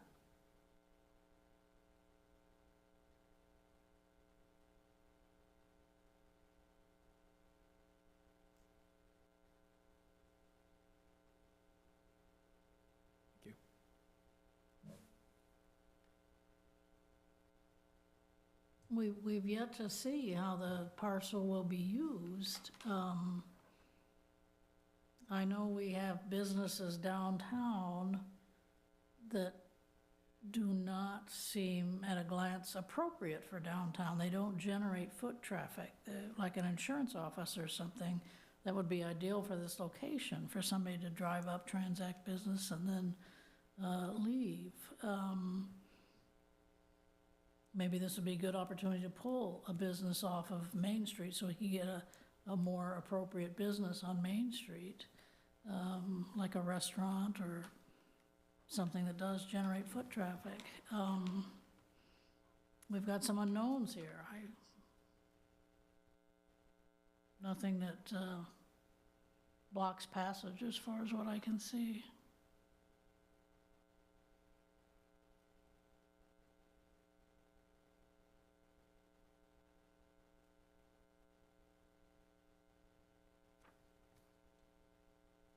I was surprised that the parcel north, on the north side of Countrywood got developed as a residential.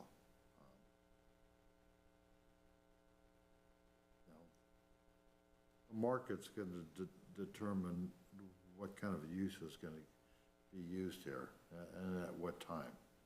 I know that this development has been a very, very, very long time and getting fully developed. And I'm glad to see that we're getting some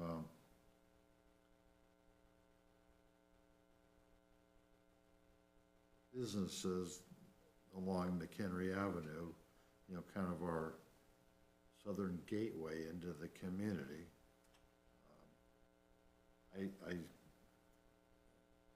I don't know what's going to go in there. I think the market will determine, you know, who wants that location. It's not going to be retail. It's not going to be somebody that needs high visibility. And that typically means that you're not going to have a lot of traffic. It's going to be, you know, however many employees that that business has. I think the hard part was what we did earlier today. That was the more challenging decision, but I'm okay with what they're proposing. It's what is that? Just shy of a half acre, a little over a half acre, a over a half acre. I don't have anything else to say on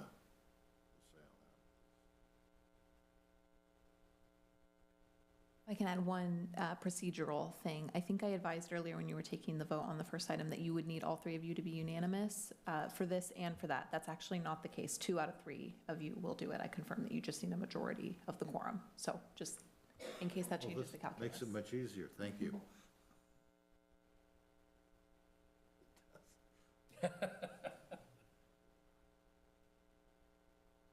Any discussion amongst the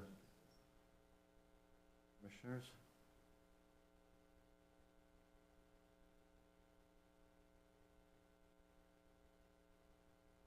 I'll just make a motion that we find the project CEQA Class 15 categorically exempt under Section 15315 minor land divisions. Authorize staff to file the CEQA notice of exemption. That we find the project meets the energy conservation findings in EMC 16.02.300 and meets the requirements in EMC 16.03.070. And we approve the application with the conditions of approval as proposed, none having been modified. Do I hear a second?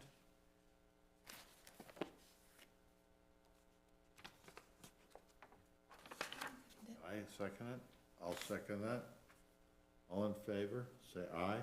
Aye. Opposed? No. Motion carried, 2-1.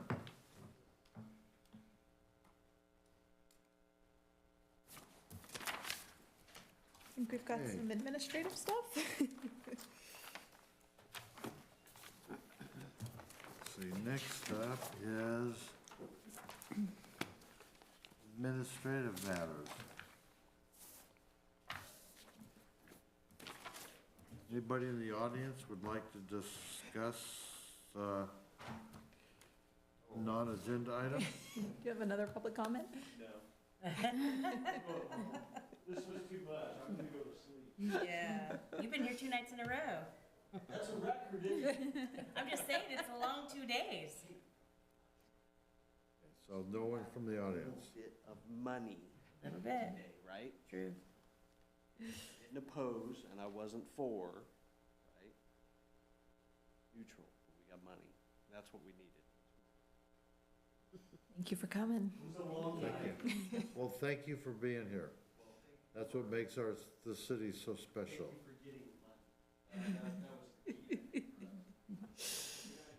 All right.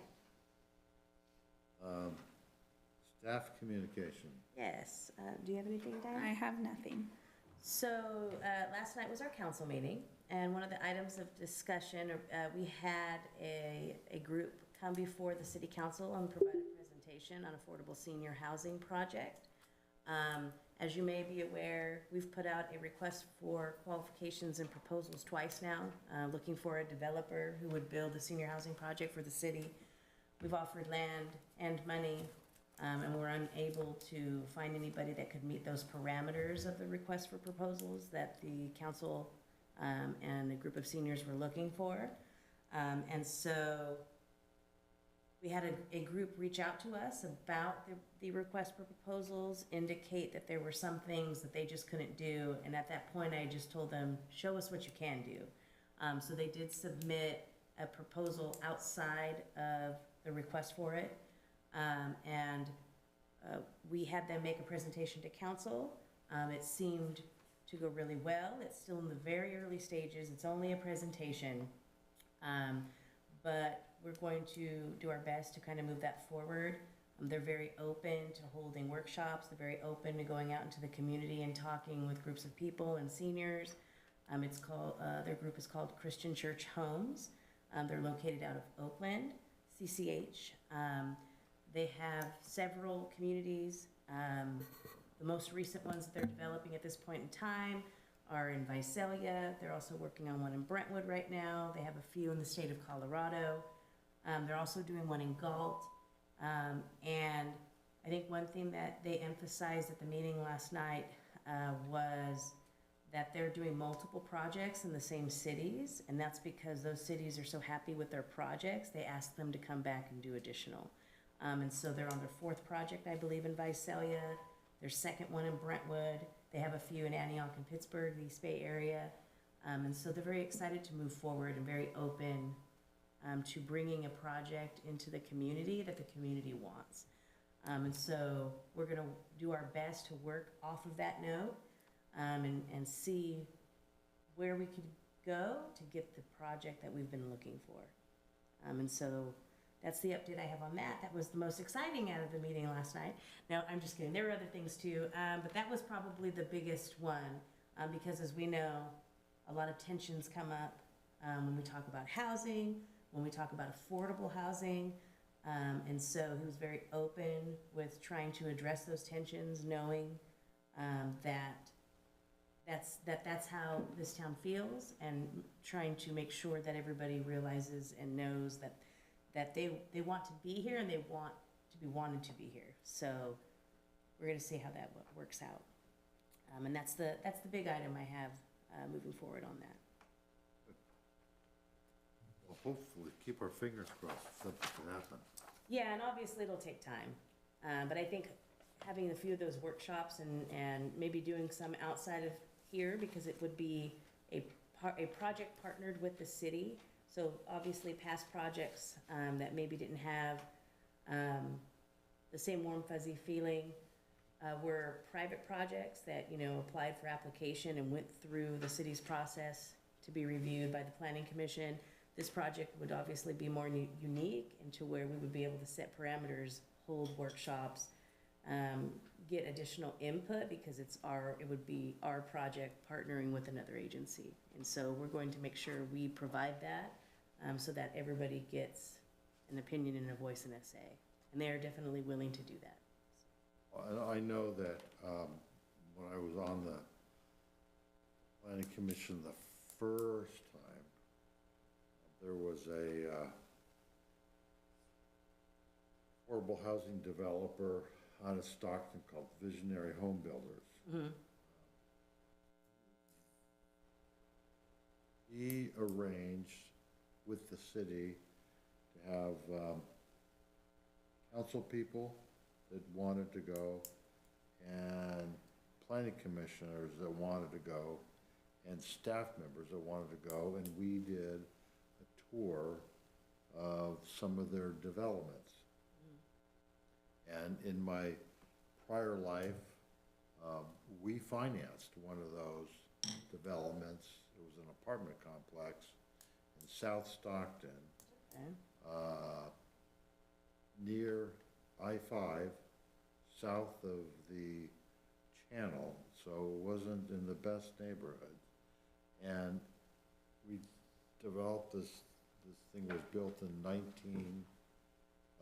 85 or 86. Delta Gateway?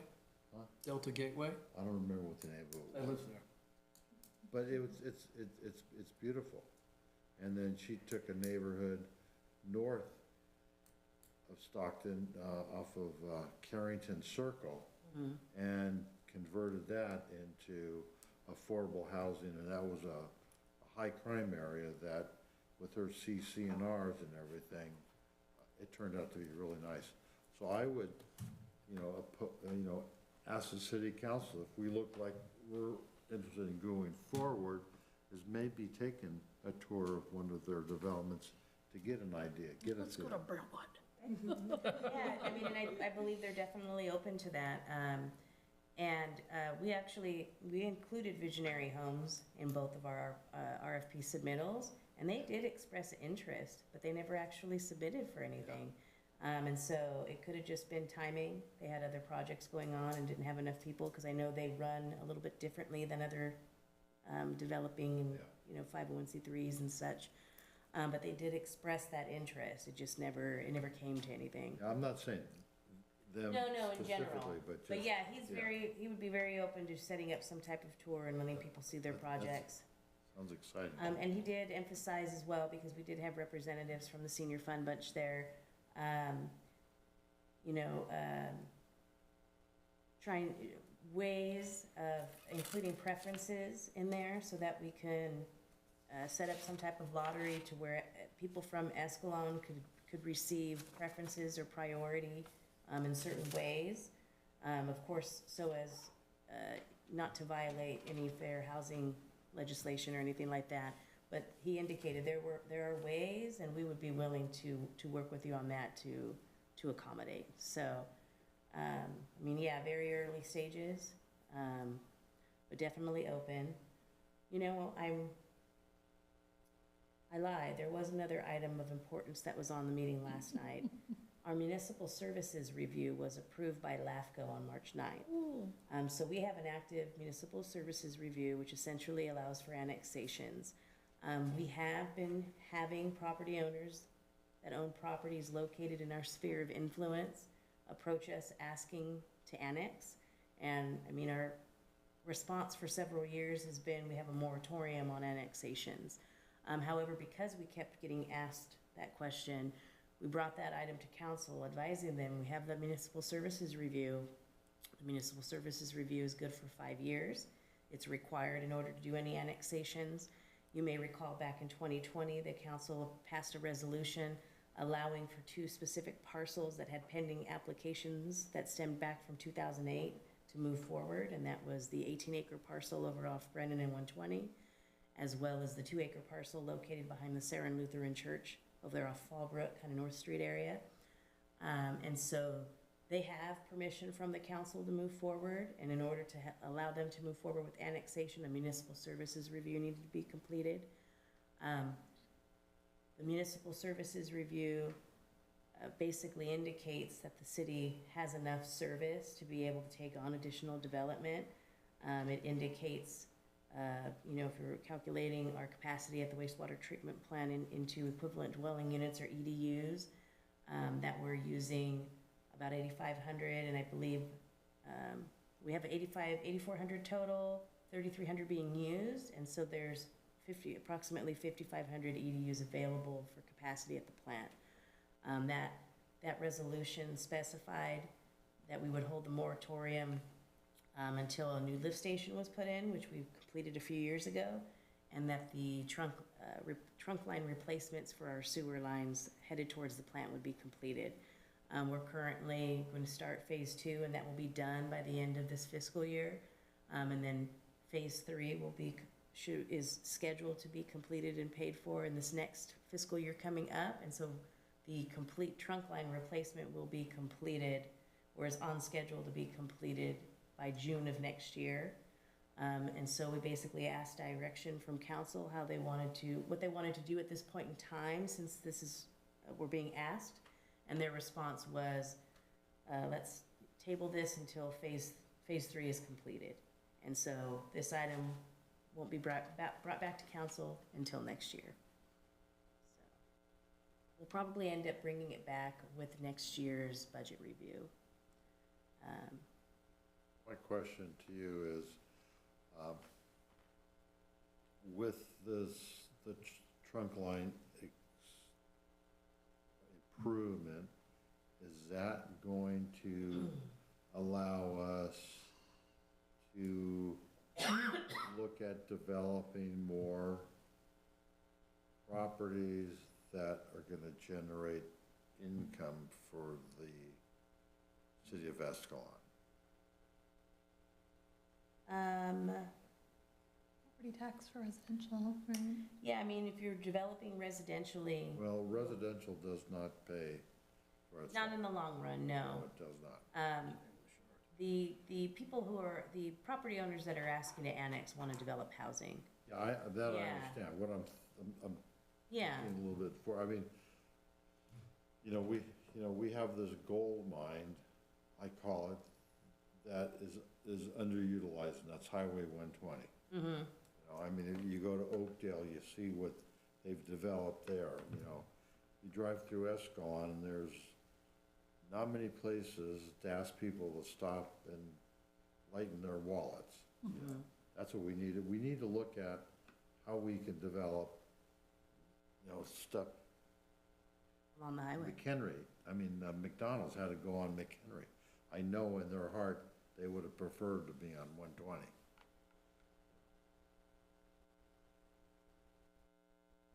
Okay, I'm intrigued now. What makes you say that? Because they seemed pretty adamant, they were happy with, not happy, they wanted McHenry. Well, because there was no other sites available that met their needs. That corner lot right across from Orlando's, wouldn't that be big enough? Not for sale. Okay, wait a minute, I have praised that property once upon a time. And you know how many easements are running underneath that property that, No. well, that's what That's a what problem. stopped it. There's a couple properties that are like that as well, and we find that out when we get a pre-application or pre-development. The one off Lillian has an SSJID pipe going right through it. The one off David is total underground utilities. You Yeah. can't put anything there but a Yeah. parking lot, really. Yeah, well, I'm, the dentist office across from, the field, I mean, I knew several people that wanted to develop that, and they couldn't because of all the easements underneath it. Yeah. And somebody found a really good engineering company that set that building on there to make it functional. I mean, because that thing sat vacant for a really long time. Yeah. And that's why there's a lot of challenges on the stuff that's available along McHenry. You know, as far as bus trips or going to visit, I would like to have, as a group, gone to the housing in Manteca that was put up by the same person who applied to do it on Irwin here. Not that the result would have been any different, and we certainly wouldn't have had audience members with us. Yeah. But it would have been nice to see, you know, the project, it was completed or almost completed at that time. Mm-hmm. I interviewed people there. I went there and talked to four people.